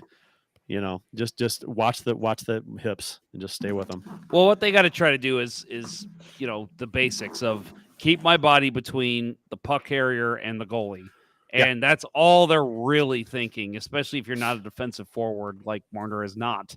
And he did that, but, still gave the room to Saad to skate in and get a good shot off. Yeah. Shen put the Blues up 2-0 on the power play.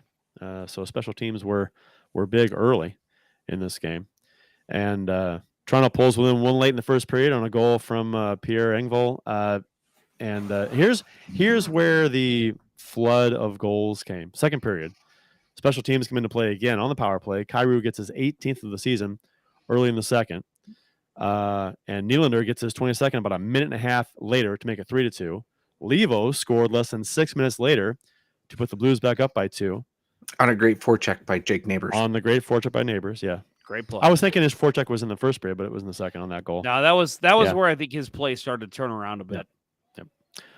Saad gets his second of the game, exactly 1 minute after Bunting's goal from Toronto, to give the Blues that 2-goal lead again. And then Austin Matthews scored less than 3 minutes later to make it 5-4 Blues. And on this goal, Matthews became the 4th youngest active player to reach 500 NHL points at 25 years and 108 days. So 4th fastest ever. Bill, I know might I'm be asking, good. Yeah, he might be. Bill, I'm asking you, it just in general, and I know I'm testing your memory here, which is hard because we're all old. But COVID brain. And COVID brain. I don't know if you remember all the goals scored on Binnington. Any of those that you look at right away and you say, probably should have had that one. Because at that point they had scored, was it 4 goals on Bennington? Was it 4? It was fourth. It was 5-4 going into the third period. Yeah. Okay, so it was 4 goals on 13 shots when that one went in, the last goal. So at that point, the stats don't look good for Bennington. Any of those you think he should have had? Well, full disclosure, first time through, I listened to most of the game. I'd gone out and visited my mom, watched a little bit of it on the phone, and then was driving home when the flurry of goals happened in the second period. So I did try to go back and watch them. Nothing that is just like, wow, that's just straight up bad. My big emotional reaction in the game was Bunting scoring after, his, snapping his head back, even though the stick was nowhere near his head. Well, that was the third.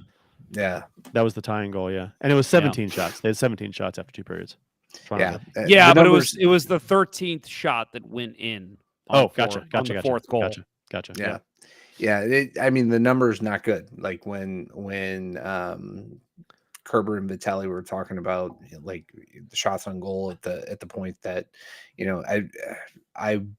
I was home before the game got tied.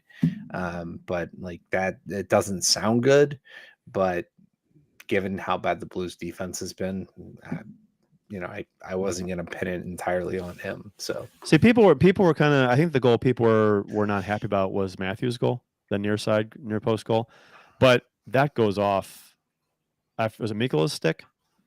It went off a stick. I know that. Yeah, I don't know if it was Mikkola or not. It went off a stick, defenseman's stick, and it, right up over the glove, near post.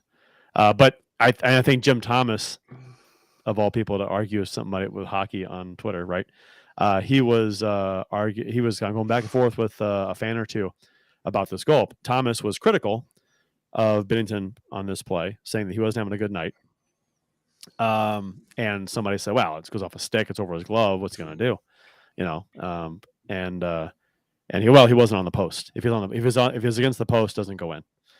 But you don't want to be on the post with somebody's in the slot. Go on the. It went post side. Yeah, it went high. It went high post, but it was like right. Yeah, but I mean, you can't be on the post either because then you're giving him too much far side. Yeah, you're giving I thought he was positioned okay. I thought he was positioned okay. It was just a bad luck. It went off a stick and went upper glove on him. I think it just found a hole. And it's one of those games. I'll say I feel like when Binnington's on, somehow that still hits his body. So I see people's point with saying that's.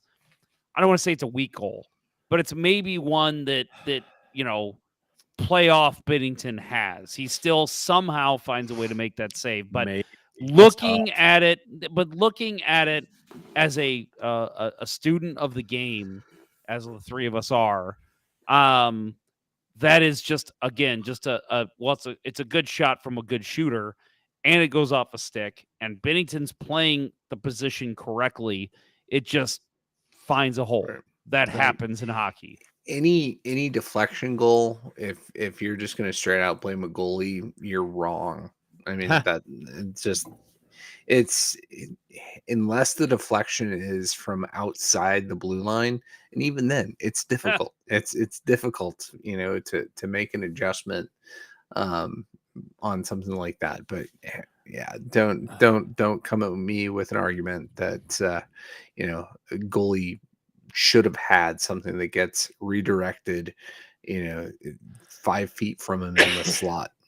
Bill, I'm only going to pull us out of this game for a second and tell you that I had a knock him out, drag him out fight with my goalie after a game one night a couple weeks ago. We were talking about the Owen Nolan red line goal. And he argued that's a tough save for Turek because it goes off the defenseman's stick. And I'm like, dude, it was at the fucking red line. He needs to be able to pick that puck up. I don't care if that puck's going 120 miles per hour. He should be able to pick that up in time and make that save. And he said, no. Anytime it goes off a defenseman's stick, You cannot blame the goalie. Let me ask you your thoughts. I'm sorry, but anytime you're a goalie jumping up in the Yes. air on a puck that is Yeah. shot that far out, you have done something terribly wrong. Yeah, you're not Thank tracking the you. puck. You're not tracking the puck very well. God, Dave, you motherfucker. I hope you're listening because Jesus. I just watched. That's what I kept saying. I'm like, dude, he jumped for that puck. There's Yeah. no way he read that, even if it wasn't off a stick. It's almost He's not like tracking the puck right. It's almost like he expected it to be somewhere. It got deflected and just couldn't pick it up until it was too late and jumps. You know what I mean? He misread it badly.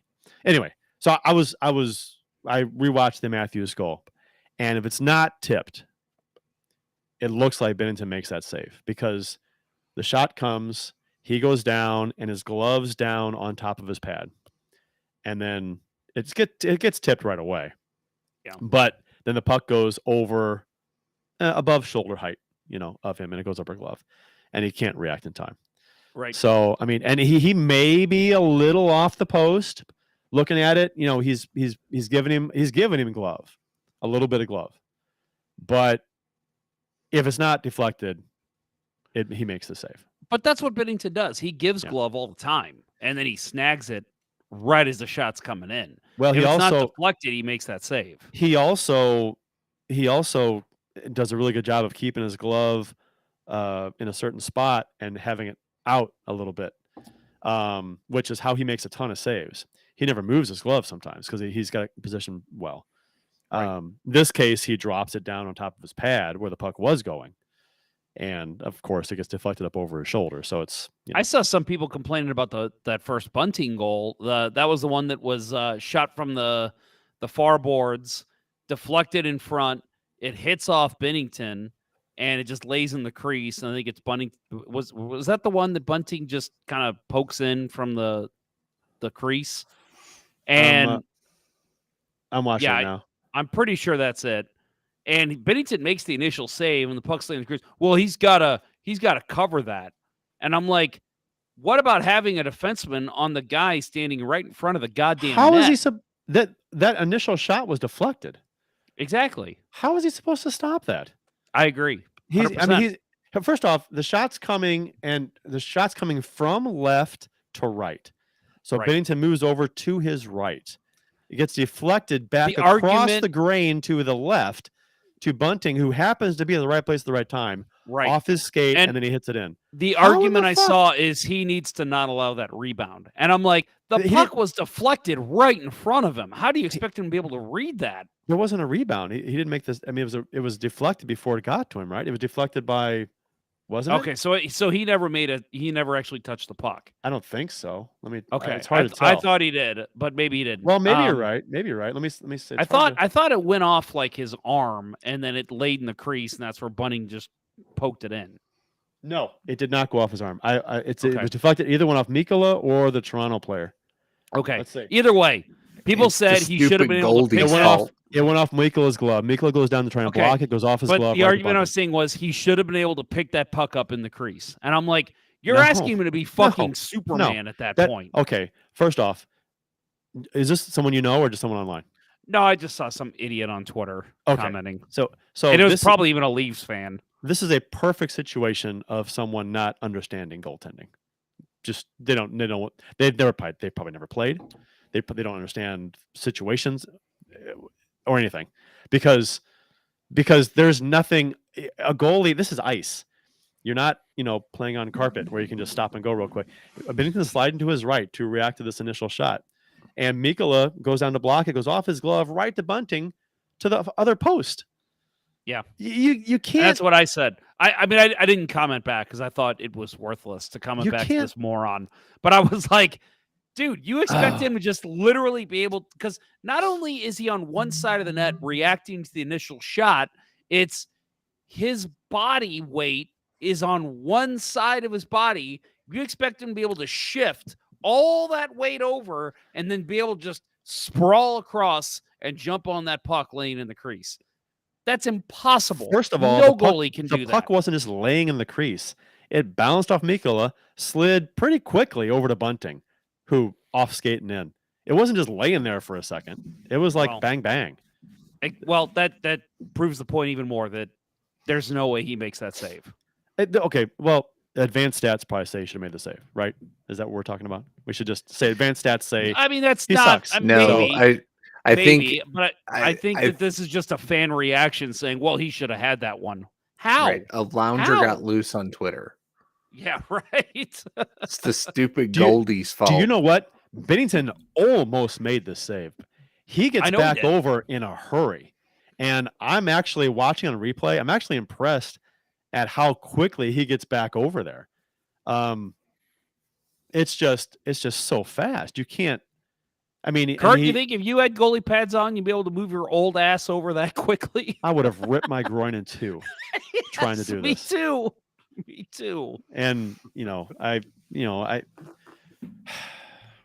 he's not Dominic Hasek. I mean, I don't maybe know if you see Hasek makes that save. maybe you see some kind of ridiculously rubber band goalie make this crazy ass save, but to expect a goalie to make this save is asinine. That's stupid. So get back to now if the shot goes off Bennington, that's a different situation. Controlling your rebounds. I get that part, but it didn't. It hit Mikkola. Okay, yeah. So, all right. So I'll go back to the original point then. Bill, maybe he can make one of those saves, but for the most part, these are all quality chances from the Maple Leafs on all those goals that we just talked about. Yeah, I mean, to me, it felt like an '80s game all around. Just pucks were going in the net no matter what. Goalies, and that's what goalies could stand in their head. It was going to be a high scoring affair. And that's what this team's built for, right? They are built to be able to withstand a high-scoring affair. So in a game like that, when, yes, 4 goals on 13 shots at the point that last goal goes in, this team's built to withstand that and be able to compete in a game like that. So Bennington's back there basically pulling a Grant Fuhr. I'm going to make the saves I'm supposed to make. You guys just go score goals. That's what that game was. Do you know? So I think Jim Thomas said this about. He brought up the 4 goals on 13 shots or whatever it was. He goes something like not good enough or someone said this. I don't know. And I'm like, you know what? Don't ever say to me, this goalie allowed 4 goals on 13 shots or 4 goals on 20 shots or whatever. See, so the numbers are going to be bad. But I don't give a shit. I do not care. That doesn't tell me he's having a bad game. Show me the goals against. I want to see how they win it. Now, if he should have had a couple of them, then yeah, he's having a bad game. But if they're like goofy goals or great chances, great shots, like no chance for the goalie, I mean, it doesn't matter. 4 goals on 13 shots is not something you should really say. That unless the goalie's having a bad game. If he's having a good game and he just can't, it's just they're going in. They're great shots or plays like this where he has no chance. That's not saying it's 4 goals on 13 shots is just instantly saying, oh, the goalie's having a bad game, because that's what you're saying. You're saying that's bad numbers. He's having a bad game. But don't say that to me. I want to see the goals again. I want to see the goals. Show them. He had a bad game against Minnesota. I'll say that. The mishandling of the puck. Yeah. Holy shit, 2 of them. dude. 2 of them. What 2 the of them. hell? 2 of That them. was a bad game. So I think there was still some holdover from that game. People just mad at Bennington for mishandling the puck. So therefore, 4 goals on 13 shots after that bad game against Minnesota. Yeah. Oh, fuck this guy. I think that's kind of where some of that came from. People are going to be mad at Bennington no matter what, because there's just people that blame He's goalies. A villain. People blame goalies for every goal that goes in. It doesn't matter if it's stoppable. It's the goalie's fault, because if you don't have good numbers, you suck. Don't show me the goals, right? Just the numbers. If it's an 880 save percentage in a game, you sucked. Well, no, show me the goals. I want to see how they went in. Yeah, Well, at least I'm in the show me state, so I want to see it. You brought up Minnesota. Matt Dumba just blocked a shot a minute ago. Another pending UFA potential trade deadline target. He did not look good. It was a great block shot, but I wouldn't be surprised if we've got another another guy that's going to the injured list after that. But, I thought you were going to say another guy who's going to be traded to Toronto, because apparently that's where all the players get traded to. They all go there. Well, Everyone. Well, absolutely. Everyone's destined for Toronto. Yeah. So stupid. So Blues 6 goals in 11 minutes plus in the second period. So that was fun. I'm on the couch watching. Every time you look up, it's another goal. So third period comes around. Bunting scored. Wait, real quick, my wife was in the kitchen when I think 3 of the goals went in, and she just she hears me going. She's literally she walks in after the third time, and I think it was Toronto, St. Louis, Toronto. The way the goals worked out, she goes, "I literally just heard you go, damn it, yes, damn it," in like 3 minutes. I'm like, yeah, well, that's how this game's going. My daughter watches all the games with me, and she went to get in the shower, and I'm sitting there yelling. I heard her get out of the shower, and I think I yelled like 3 times. They scored again! That was another goal! What's the score now? I don't even know. I've lost track. So third period comes around. Bunting scores his second of the game to tie the game at 5-5. This came on a power play that, quite honestly, should not have been a power play. Thomas got his stick up on Bunting in the corner, but it was only chest high. Bunting threw his head back so hard, like Panger said, it nearly came off, drawing the penalty. He got whiplash from it. He did. He got whiplash from it. Yeah. That's what he said. Unbelievable. I call. called this a disgusting act, and I stand by that. As a hockey player, I know you guys will agree. Is that the somebody who's Ray played Ferraro the sport? disgusting act? Oh, Yes. speaking of Ray Ferraro, today is Friend the of the anniversary show. of the Friend of the show. Patrick Stefan Yes. empty net. Which, if anybody has not listened to that interview when we had Ray Ferraro on, we did discuss that. So that was fun. I almost wish I had been on that interview because I don't know if I'd have said this to him, but I would have been thinking it. That when he says it's the most disgusting thing he's ever seen or whatever he said, I'm like, you think you're exaggerating? Despicable. You think you're exaggerating just a little bit there? Yeah, but man, I love that call. I absolutely love that call. Yes. I hate it because I think it's ridiculous. Oh, I think it's hilarious. It's a guy, because at the time he had just stopped playing within 5 years, and you can tell it's just like if it's a teammate talking, like, oh my God, what the hell were you thinking, kind of thing.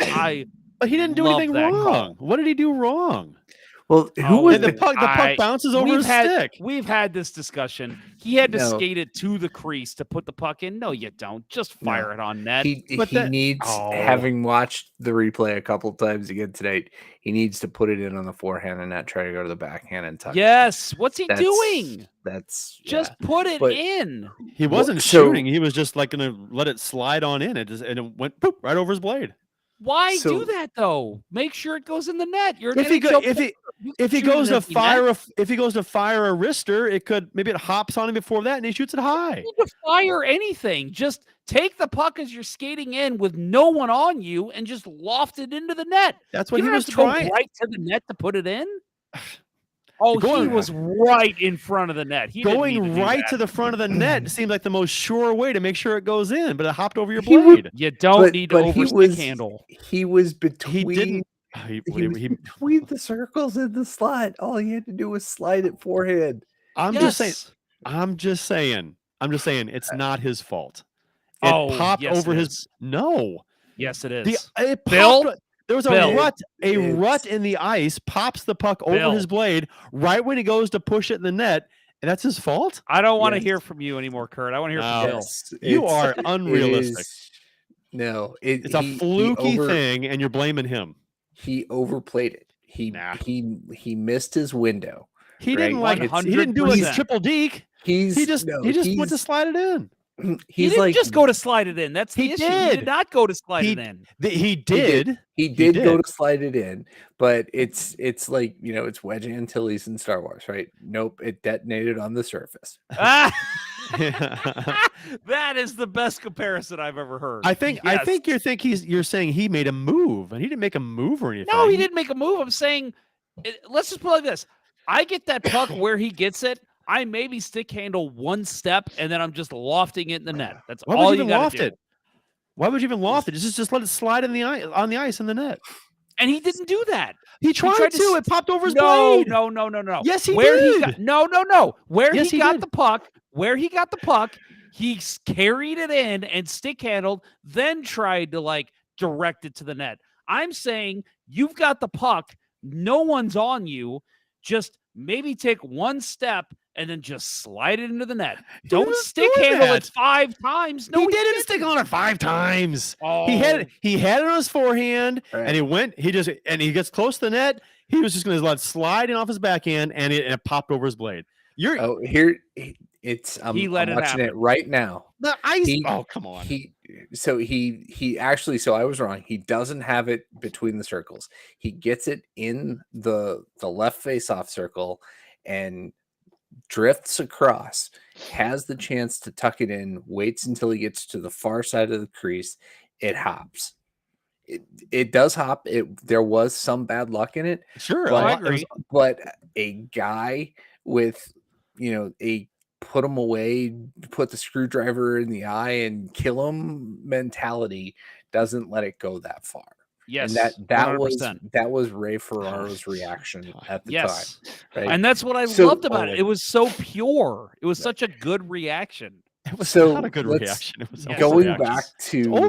back overreaction. to last night's game, who was it that Peg was like, oh no, somebody made a play. It was one of it might have been neighbors. It was one of the younger guys, and Peg hit a different octave saying, oh no.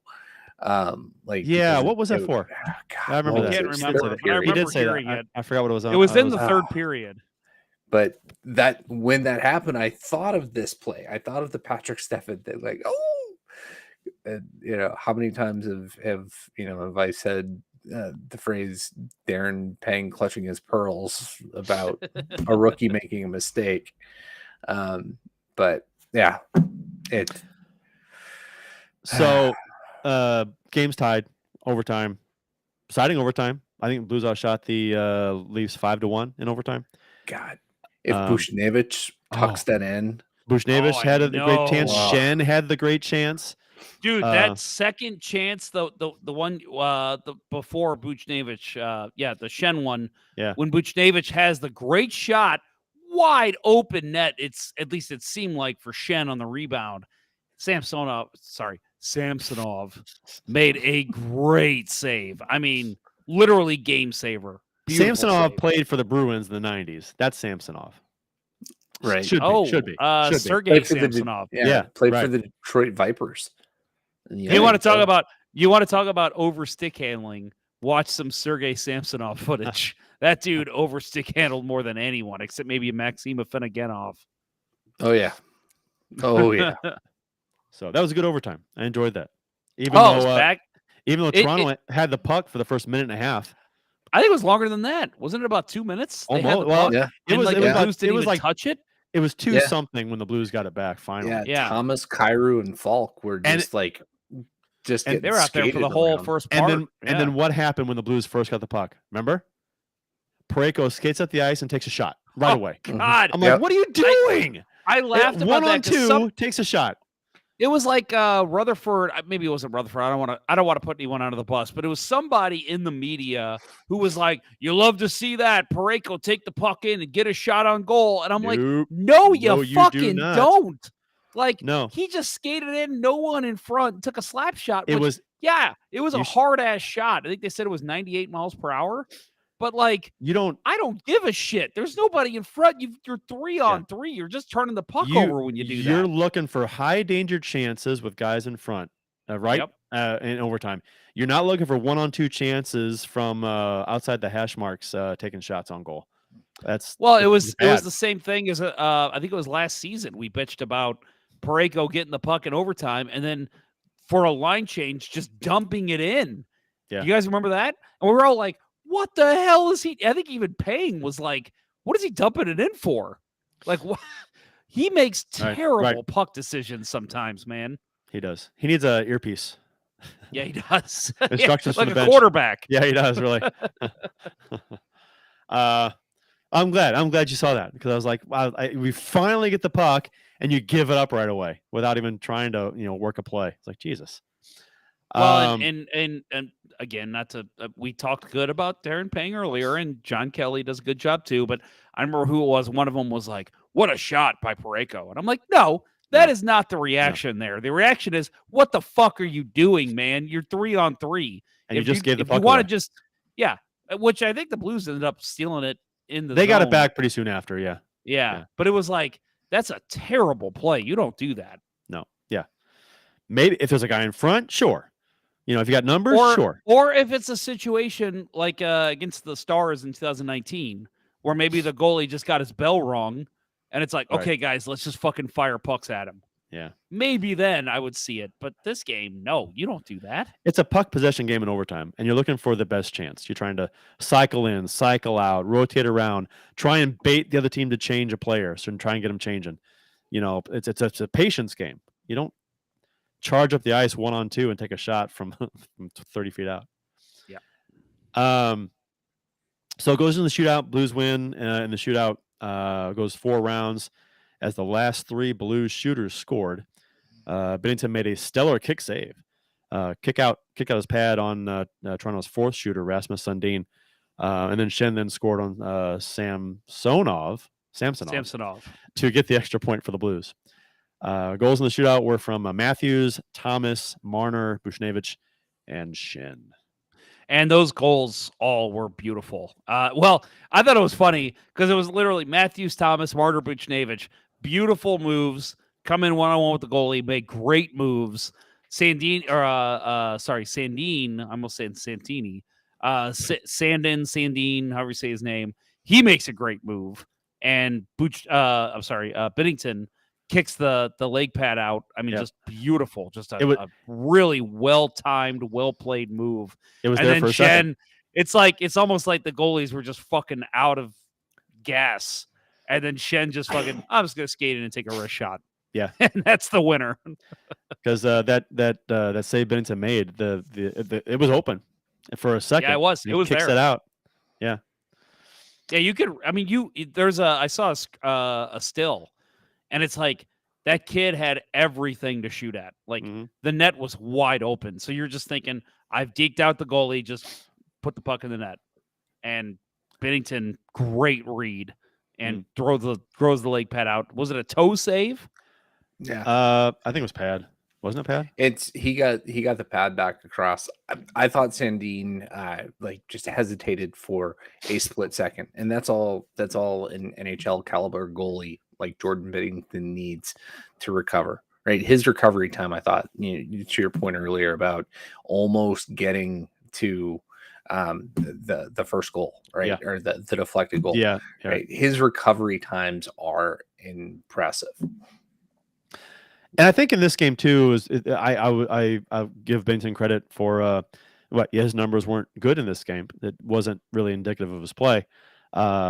He didn't get frustrated and lose it in this game to where he looked bad late because he was getting frustrated and goals started going in. The Blues were always in the game. And what do I say about goalies? Just be good enough to give your team a chance to win. Just let your team have a chance to win every night. And for the most part, that's what he's done this season. And in this game, high scoring, and we talked about it, sometimes that's the way the game goes. You could have good goalies and a good game and good players, and it's 6-5, it's 7-6, and stuff just goes in, just finds holes. Not really any fault of the goalies, goofy deflections, weird bounces. Sometimes them's the breaks. That's how it goes. Well, and I think it's funny because I actually follow a lot of Toronto just hockey fans in general, but Maple Leafs fans, and it's just because of the sheer amount of them.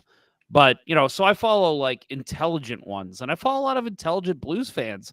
And a lot of times I'll see Blues fans, in this game especially, oh, Binnington, 4 goals on so many shots and not looking good. Guess what? Shot total was pretty similar throughout the game. I didn't see one Maple Leafs fan saying Samsonov's having a terrible game. Like you said, Kurt, this is just how hockey goes sometimes. Sometimes the puck just finds the net a lot more often because there's a lot of high octane offense going. And so I think both goalies played fine. It was just a matter of, well, these guys are scoring goals. Right. Yeah. And if you watch hockey long enough, you'll see a number of these games. It's just the way it is. And I think this was and a lot of people commented about how this was kind of like a game from the 90s, right? Smythe Division hockey, old Kings Flames games going, 6-5, 7-6 overtime, whatever. It was fun stuff. Not a lot of great defense being played those times. I miss Toronto being in the division. I do too.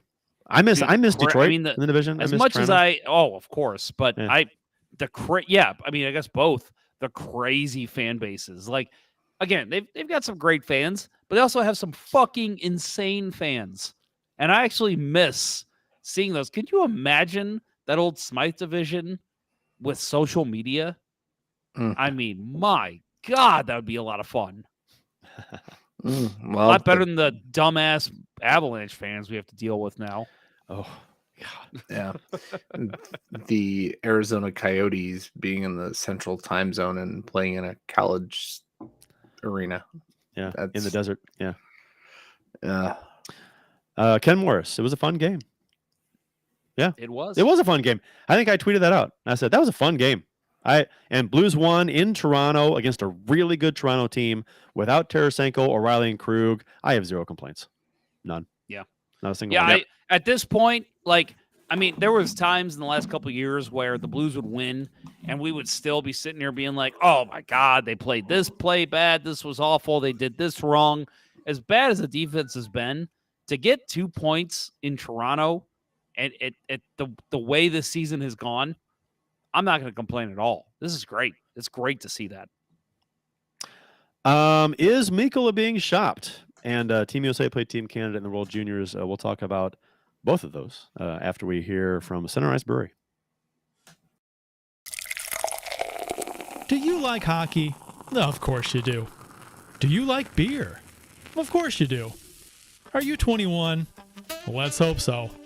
If you answered yes to all of those questions, run on down to your local beer distributor and pick up a 2-4 of Old Arena Lager, the Beauty IPA, or any other delicious hockey-themed beer from Center Ice Brewery.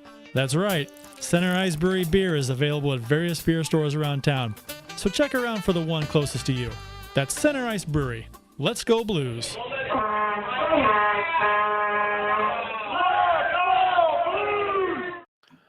Well, surprise, surprise, guys. I'm back on the show, and we're probably, well over 2 hours at this point? About 2 hours. We started I late. think we just hit 2 hours. Yeah. And I just found out that our commercial breaks last just long enough for me to eat one slice of a Toblerone chocolate orange. Mm. If Toblerone would like to sponsor Let's Go Blues Radio, reach out to us at radio@letsgoblues.com. You a fan of the chocolate orange, guys? You have one before? Yeah. But you only eat them at Christmas time, right? That's what it's from. Yeah. I've actually never had one. Oh, yeah. You take got it, any you more? smack it on the table, and it breaks into the orange slices. It looks like an orange. Yeah. And you eat the orange slices. They're very good. You have any more? I have 3 slices left. Well, I'm saying it. That's it. That's all that's left in your house of the Toblerone orange. Uh-huh. Oh, I was gonna say save one for me for next week if we get together. Oh, but not gonna make it. not gonna make. Maybe that'll be part of your gift, huh? Oh, yeah. We'll see. Yeah, we'll see. But about just that. one of those slices. That's Right, already right. broken. Just all one. I I have get. 3 left. One for each of us. We'll leave it on the air. Is Mikkola being shopped, guys? Elliot Friedman emphasized Nico Mikkola is, which I love saying his name, Nico Mikkola, is a solid depth player and he can play nasty. Some people told Friedman that Mikkola, along with a few others, are definitely going to be moved. But he also had people tell him that the Blues aren't convinced yet that they are ready to do anything. They may want to see this play out farther. This news conference, this news comes before the Tarasenko Right. and O'Reilly news, of course, as well too. So Right. I will say- that was their Winter Classic podcast that they did. Right. Yeah. And it was the next day, like the news cycle beat them. And I will O'Reilly say, and Tarasenko were announced. Thomas Welch kind of posted this with the quote about what basically what you just said. And Kim Woods, our contest winner from the playoff bracket winner, yes, and friend of the listener of the show, we'll call her friend of the show. She commented back. She goes, I feel like he's just looking at the UFA list, and I thought the same thing when I saw this. I thought, and obviously, not saying anything mean about Elliot Friedman. I think he does a great job. I love his coverage, but I just look at it as I'm like, okay, he's looking at the UFA list. And he's looking at basically cross-referencing that with the standings. And it's just like, who's a UFA on this team? And Mikkola obviously is one of the lesser-known ones because of the Barbashev, Tarasenko, O'Reilly talk. But clearly, if a team's looking for a little bit more of a meaner, bigger defenseman, his name's going to come up. And I don't know. I actually don't think the Blues are going to move him. I think he's a guy they're looking to keep. Do you know what's stupid about this quote? Is that in one sentence they say that they're definitely going to be moved. A few Mikkola and a couple others are definitely going to be moved. But he also had people telling him the Blues aren't convinced that they're going to do anything yet. Yeah. So it's like, okay, that's like the ultimate, random NHL trade rumor account, a social media person speaking out of both sides of your mouth. Right. Yeah. It's like, this could happen or this could not happen. I'm like, well, what the fuck? Don't. That was weird. I read that and I'm like, oh, come on. So you have no idea. I read nothing into this. I say it doesn't make any sense. This is a guy looking at the standings and looking at the UFA list and saying, okay, this could happen. It doesn't make any sense though, because Mikkola is a defenseman and he's not expensive and he's a guy the Blues could use, and we need defense. So unless we're looking to overhaul a number of players and replace them with have other guys in mind, I don't understand why they would move him. I mean, just because he's a guy that could be moved, like it's physically possible to move this guy, and other guys we can't, like Parayko and Krug and Falk and Scandella. I don't. Yeah, that doesn't make any sense to me. I mean, obviously, if you're going to add to the defense, you might need to move somebody, right? But I don't know. The only way I see this working is if maybe Krug accepts an offer somewhere, and the other team's like, we need somebody we can pair him with. Krug and Mikkola, big tough guy. Who do you got? Mikkola. So okay, we'll take both. So another team's strategy would be so the Blues defense is struggling to then take two of the Blues two-thirds of the Blues defense. That's a great point. Or a third of defense. Like, why would you want to do that? That's a good point. Right. Yeah. I mean, hey, if someone wants to do it, let's do it. Let's shake up the D. Let's move Krug and Mikkola and bring in two new guys. Who cares? I don't hate Mikkola. I don't think he hasn't lived up to what I thought he would this season. And granted, he's in a very minor role compared to the rest of the D. But if they wanted to move him, fine. Again, for me, it's a matter of trying to shake up this D in any way at all, and throwing more money at the D, going and getting another guy that's high priced. Who you're taking away from your offense at this point. Again, we're talking about O'Reilly, Tarasenko, Barbashev, all leaving. Mikkola's not expensive. Without looking, who leads the team in plus minus? It's probably a Carl Gunnarsson situation. It is not Mikkola. Mikkola is second, though. Wait. I'm going to say it's Rosen. It's got to be Rosen. It's Rosen.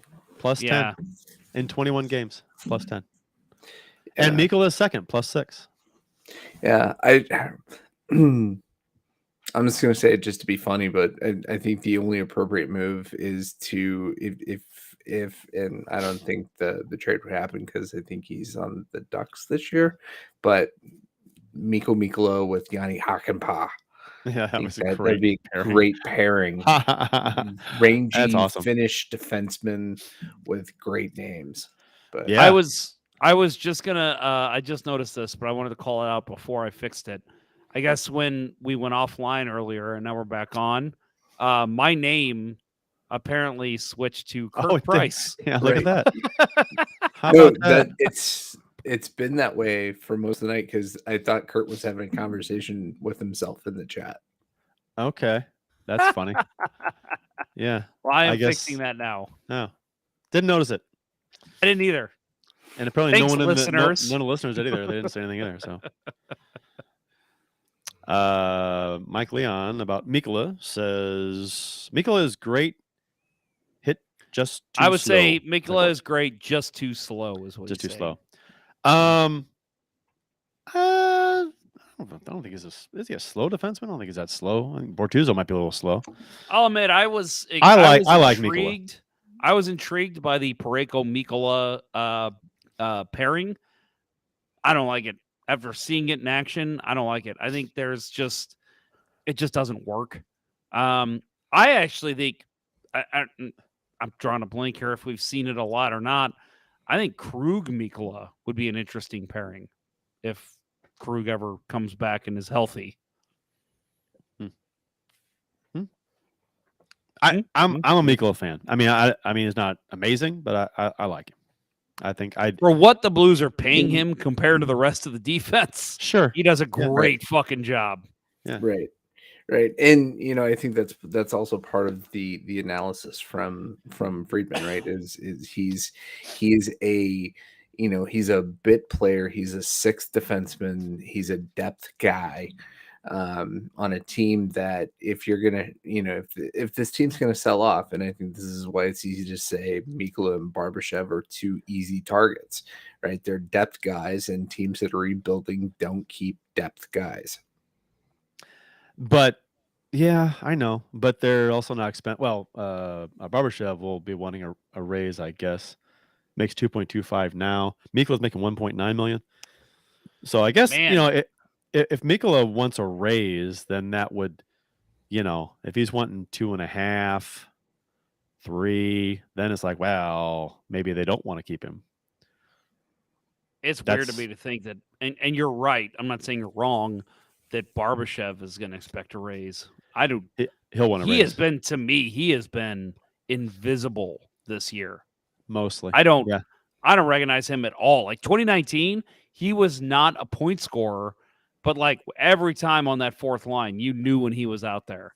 He has been a fucking ghost this year. But you're right. He's going to come in any negotiations he's had with Armstrong or will have with Armstrong. It's, well, I put up this many points last year. I've been a staple on this team. I need a raise. Really? Do you? Because this is a contract year and you've been a goddamn ghost. 16 points, 38 games. He is even, plus minus. So, yeah. Not impressed. I agree with you. He's especially coming off last season. He's a shell of himself from last season. Mm-hmm. So, it's disappointing, and he's trending with a lot of the players on the team. Mm-hmm. So, you got to wonder if it's a byproduct of the environment right now with him. If he'd be better if the team was playing better. So,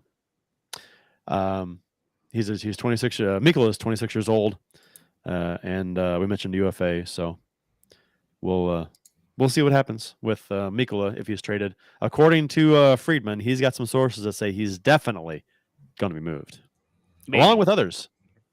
Definitely, maybe, along with some others. Definitely going to be moved, but the Blues are waiting to see if they definitely want to move him. Right. Because that makes total sense. Right. If we move him, we're definitely going to move him. Team USA played. Ken Moore says Johnny Ham needs to give Barbs a little pep talk, or just have Johnny Ham in the booth. Right. Let him join the play-by-play team, and Barbashev will be a 82 goal scorer. Yep. Or just John Hamm can play him in the Blues movie from 2019. That'd be interesting. It's one John, of those deals. learn a Russian accent. Yeah, it's one of those deals where you got the movie's going to suck because you got to teach an actor how to skate instead of teaching skaters how to act. Yeah. Which the movie Miracle did it the right way.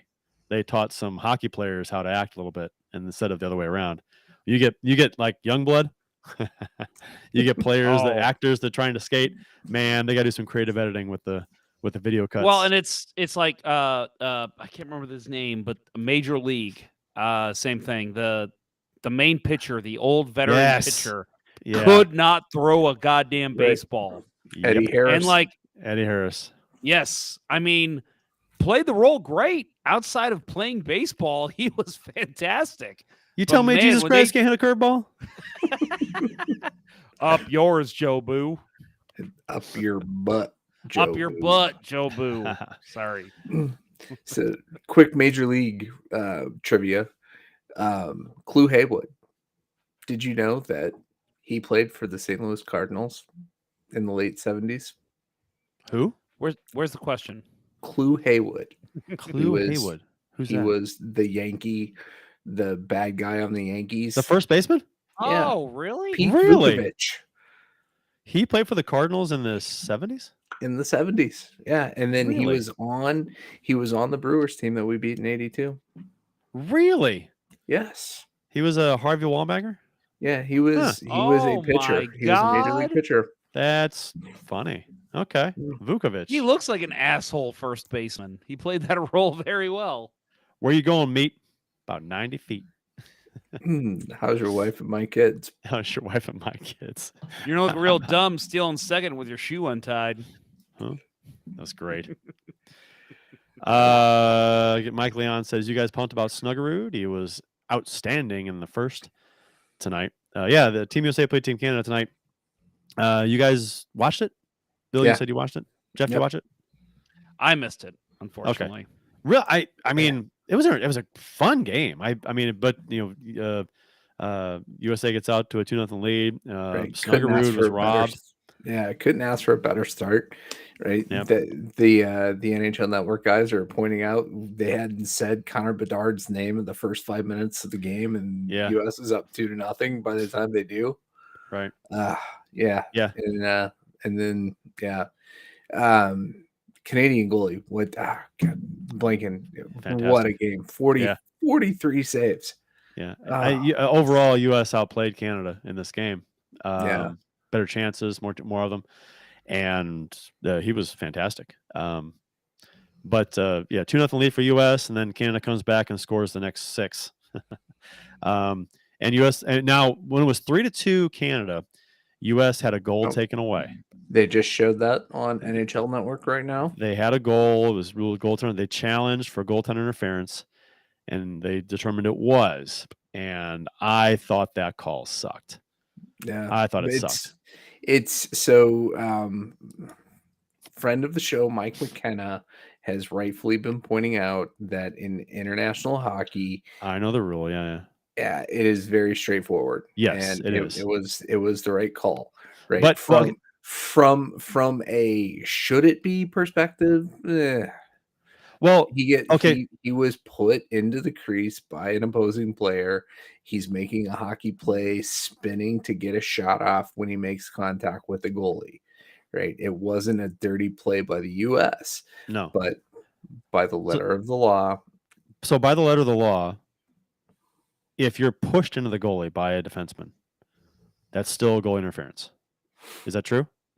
In international World Juniors? I because believe that's any contact with the goalie in the crease. I'm not up on the details of the rule. I know the rule. They mentioned the rule is pretty straightforward about having contact with the goalie. I get it, but if a guy is pushed in, certainly there's a clause for that. Maybe I don't know why there wouldn't be that because it's of no fault of the forward because he was pushed in the direction of the goalie, and that's probably why he makes contact. I don't know. Yeah.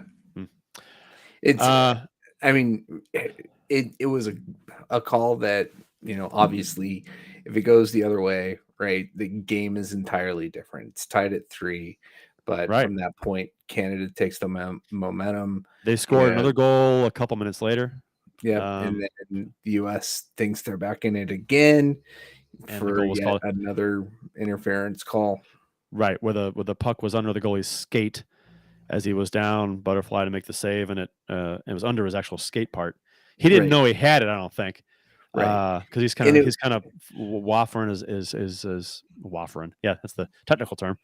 His pad on the ice. Yeah. And then it was pushed loose, and then pushed in. And Which that was the right call, I think. Yeah. So And I mean that whole sequence was crazy, right? The blocked shot, and then the stick goes flying into the crease, and that seemed to was it Milich? Is that the Canadian goalie's name? It seemed to disrupt him, right? More than the US player getting into the crease. Just crazy sequence. Yeah. So I mean, missed opportunities. And I think Canada's, was it their fourth goal? Was it the one that shot, rebound, or shot blocked, and it came to a guy in the slot who corralled it off his skate, and on his stick, and then just picks the corner right off the corner bar and in. I think it was their fourth goal. Just a beautiful shot. I mean, he knew what he was doing. He was trying to go there, and he didn't fire it. He I'm gonna just put it here. I'm gonna flip it over him. That was beautiful, beautiful shot. Yeah, King's property, Clark, right? Okay. Broken play in the slot, gets it. And Yep. Very well placed shot. Yeah, not much the goalie can do there. He picked that corner he picked the corner what's his face for Boston did, the only goal they had in the Game 7 on Bennington. It was right off the corner and in, So it was a good game. I was entertained by the game. I was disappointed by the outcome. Canada pulled away late. Yeah, and from a Blues perspective, you mentioned Jimmy Snuggerud had a really strong first period, but he didn't pop one. I thought that the going into the game, that was the narrative as a Blues fan that I wanted to see. Jimmy Snuggerud has an impact on this game, and well, his best chance came in the second, right, with that 2-on-1 opportunity, pass across to him and coming down the middle, and lets a wrist shot go, and it's a real nice glove save. Goalie tracked it really well. Glove save. Yeah, tracked it perfectly. So that was a great chance, by his best of the game. But no, a good tournament for him. He had 5 goals, Snuggerud, 5 goals, 5 assists in the 5 games, and was third in the tournament in scoring. I think it was before tonight's game. That's where he was. And I saw I had a ceremony on after the game in the background, and he won an award. What was it for? Did you hear? He got something. Right. There were several things. I thought that the stars of the game from either team, I thought that was really cool. Where they were given the hand painted sticks from First Nation, that was cool. from a First Nation artist. Those were absolutely beautiful. Yep. But good game. Unfortunate for US, but you Canadians, congrats on that. Going to play. Who do they play? Congrats, Ken Morris. Congrats, Ken Morris. Who do they play in the final? They play Czechia, which is the first time I've heard them referred to that, but it's the Czech Republic. But that is another name for the Czech Republic. There's your comment of the show. That's a callback to Kurt Price. I love it. Mike Leon. Bolduc would have been great if he had been chosen on the Canada team and if he had a more appropriate name. Thank you. I love how stuff that gets said sticks with people. That's so funny. That's great. For those don't remember, a couple up. Actually, I think it was over. This was last season. Yeah, but recently I had it in our open. Yeah. I don't know if it was last season or if it was over the summer, but the open, whenever I edit the show, had something about you saying, yeah, Bolduc will never make it in the NHL because of his name. He just doesn't have a name that's. I think you said it's like he. What is it? You remember? No, I don't know. I said something like over under on him playing for the Blues like 15 games or something like Yeah, that. and you said his name is synonymous with not playing in the NHL or something like that. Yeah. What was it? Ottawa. Shoot. The highly touted. Alexander Digg. Maybe it was Dave. You know what? Maybe it was somebody else. I might actually have the clip here. Jesse Bolarus. Yeah, that Bowler Rice. I think I remember compared it to him. Bolarese. Bowl of rice. Bowl of rice. Bowl of rice. Yeah. Bowl of rice. Maybe. Man, I feel like I really need to find that very quickly. So while you do that, up next for the Blues, New Jersey on Thursday. I really want the Blues to beat this New Jersey team more than I have since what's his face was GM and is now with New York. What's his name? The GM for New York. Used to be with New Jersey. The Stevens deal. Stevens Shanahan. Ooh. Come on, guys. The GM for the Devils. I'm not listening. Sorry. Who The used to GM be for the GM Devils? Now is the GM for the Islanders. Lou Lamoriello. Yes, Lamoriello. I couldn't remember his name. Providence Coach's own. Yeah, Lou so Lamoriello. I despise New Jersey because of that man back in the day, but now he's no longer with them. But I have not wanted the Blues to beat New Jersey worse than I have for tomorrow. Just because, because who's a fan of the Devils? Wyshynski, right? Wyshynski, yeah. Wyshynski. And how fun would it be to have the Blues beat the Devils, Wyshynski's Devils, and have Binnington maybe, I don't know, shut him out. That'd be great for Binnington to have a great game against the Devils, because Binnington sucks, and to beat the Devils tomorrow, Thursday. Grace is going to get the start. No, I hope not. No, I don't think he should. But you know what? He might because haven't seen him in a while. Toronto scored 5 on Binnington last game. Maybe he needs a rest. I get it, but it'd be nice to see Binnington go in there and shut down New Jersey. That'd be fun. That would.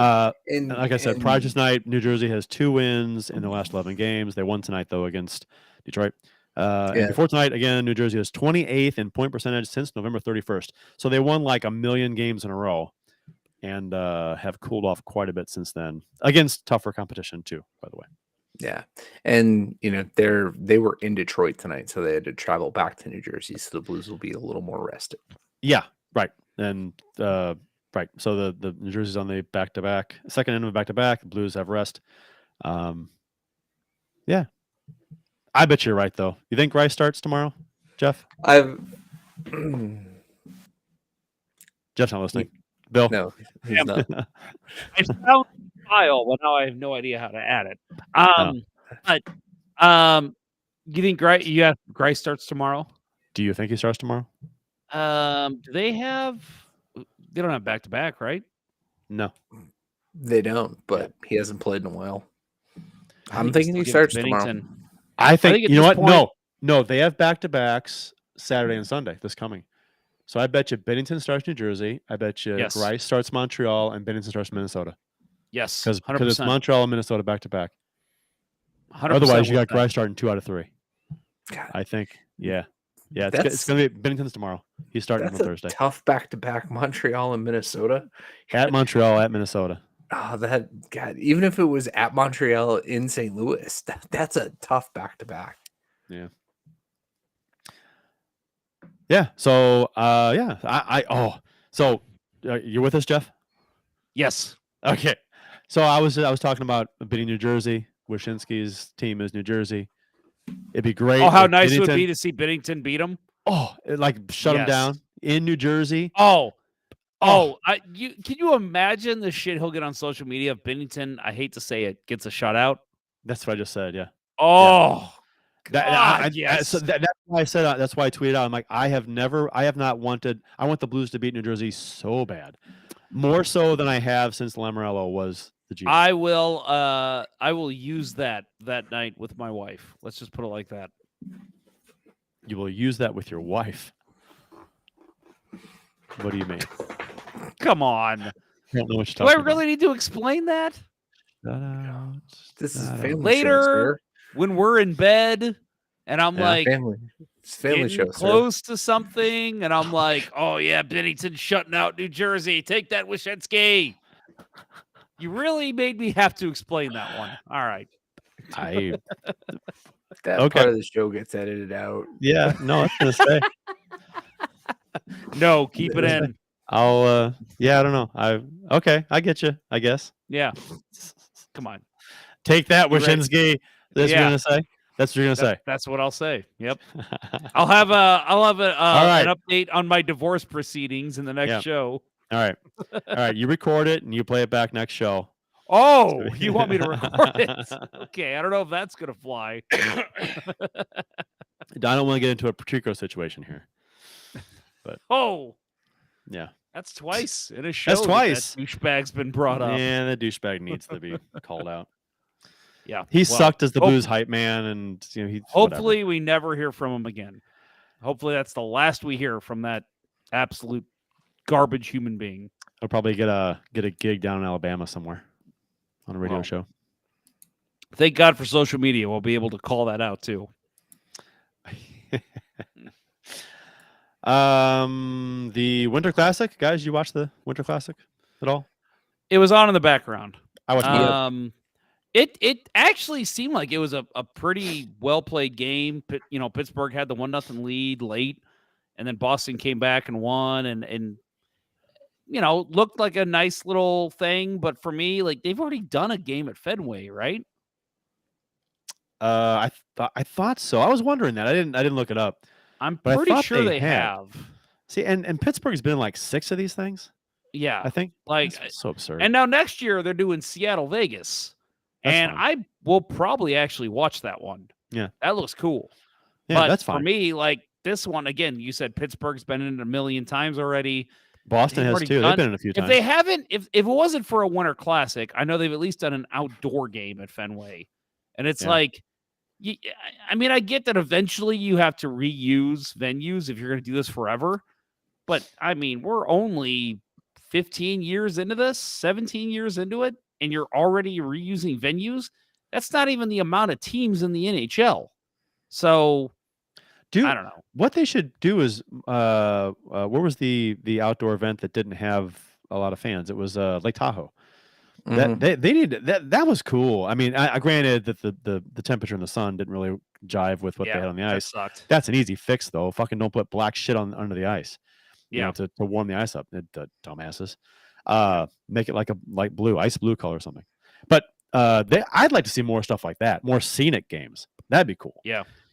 Don't. I mean, you're giving up some revenue. I get it from the thing, but man, the Lake Tahoe scenery and that kind of thing was just awesome. Or have it on an actual. I don't know the logistics of that but have it on an actual big lake or something. Have it on Lake Michigan or Lake Superior or something frozen. Like You're describing the movie Mystery Alaska. right. Yeah, take the Rangers up to Mystery Alaska and have them play. Yep. No, I'm with you. I feel like if you're not going to change it, at least just give us new venues. Give us, and I thought the LA outdoor games, like they didn't give them a Winter Classic, but the LA outdoor games were cool. I watched the one, I think it was them and the Sharks a couple years ago. Well, they Dodger had the one Stadium. with and they had the one with Nashville and Dallas. I thought that one was cool. Like, Right. you don't need a cold background to do something like this. It looks cool in the warmth, too. And clearly, they've been able to make the ice work anywhere. So, except for Lake Tahoe. I don't get... Yeah, well, again, And what you said is true. Right. It was the dark graphics. Don't use dark graphics under the ice. Yep. Easy solution. You don't need any graphics, right? Well, you can use At graphics. this Just point, use like superimpose them. use the kind that reflect the light and not absorb the light. Don't use black. Use Right. dark But I colors. think you could easily just say, hey, we're going to make plenty of money off the superimposed graphics rather than having any Right. on the ice at all. That's true. Especially when there are not that many fans on top of it. You're not selling to them. You're selling to the TV audience. Right. Right. Were there digital ads in the Winter Classic this year? I wasn't even paying attention. Yeah, I'm There pretty were? sure there were, but There were. I didn't look. Like I said, it was on in the background. I wasn't paying much attention. Yeah, I mean, for me, it was we were taking the Christmas tree down that day. We had bought a couple games. Well, Shay got a couple games. My son, that we were playing while the game was going on in the background. We didn't pay close attention. You took your tree down. My tree is going to be up till, my God, I don't take my tree down until it's probably close to Valentine's Day. Oh wow, yeah, we take No, ours down not right that away. far, not that long. But ours is up just out of like The only I just don't want to. decorations we still have left are my the lights on the gutters. I haven't gone up on the roof and taken those down yet. Everything else is already down. You know, I have an idea. Oh yeah, Yes, low profile, year-round lights on the gutters for homes that you can install, and it has remote. You can change the colors for different holidays. Like you can change it to orange and purple for Halloween. You can change it to the autumn colors for fall and Thanksgiving. red, white, and blue for July. 4th of July, yeah, all different holidays. You can change them, and they're low profile. You know, they don't stick out. You don't really see them during the day, right, on your gutters and stuff. I have those. Do I you? have those on my house. They're Like full year-round? twinkly smart lights. I want them to be year round because Jesus Christ, I have a very steep roof. Yeah, And it took me a while to get the courage to get them up there. Are they supposed to be year-round, or are they just no? No, I'm talking like ones that are installed permanently. Yeah, they're not. This is not a permanent installation, but it could stay up, and they're smart lights, so I can program them whatever color I want. That's awesome. So Julie thinks it's too tacky. So if you can't see them, be forced to take them down. Well, if you can, I mean, that's my thing. They've got to be like a thing where you can't really see them too much in the day. Like they blend in, you know. Yeah. Like the LED strips, that kind of idea. Yeah. Yeah, these are a little more conspicuous. And Brian Roberts says, I figured I was figuring they probably already had that kind of a thing. Brian Roberts says they already have them on this side of the state. A lot of people have lights up all year, mostly go up April and on all summer. I figured that, but I haven't really seen them, so I don't know how well they're marketed. I don't know. It's a good idea. Whoever came with it first. But you start a business installing them. You ever see the people that have people install lights in their houses for them? Like they come and they install lights and they come and take them down like after New Year's. Yeah, it's expensive as shit. I've heard that. A couple of our neighbors do that, and you can always tell the houses that have it done. It's always like really fancy white lights on the gutters and the edge of the house, and that's about it. But they're like bigger bulbs and everything. Yep, and it's like $600 to $800. Is that what it is? Yeah. Fuck. No thanks. That's a lot of money. That's a lot of Christmas presents. $800. Mm-hmm. That's a PS5. I would know. Right. Yeah, Jeff would know. Anything else, guys? We're gonna wrap her up. No, I'm good. Right. Let's shut her down. Let's shut her down, Earl. Support for Let's Go Blues Radio is brought to you in part by Idealife, the world's only truly personalized vitamin platform based on a health assessment of your DNA. I want to work triphasic into this closing at some point. I'll help you. Visit rockinthatIdealife.com for more information on this triphasic approach to better wellness. Right? Not really, but you got it. To better health and wellness. It's a plan. Your triphasic approach, 3-pronged approach. Right? You have to explain what the plan is. You can't just throw that in there. It's like the left wing lock. It's just you know it when you see it.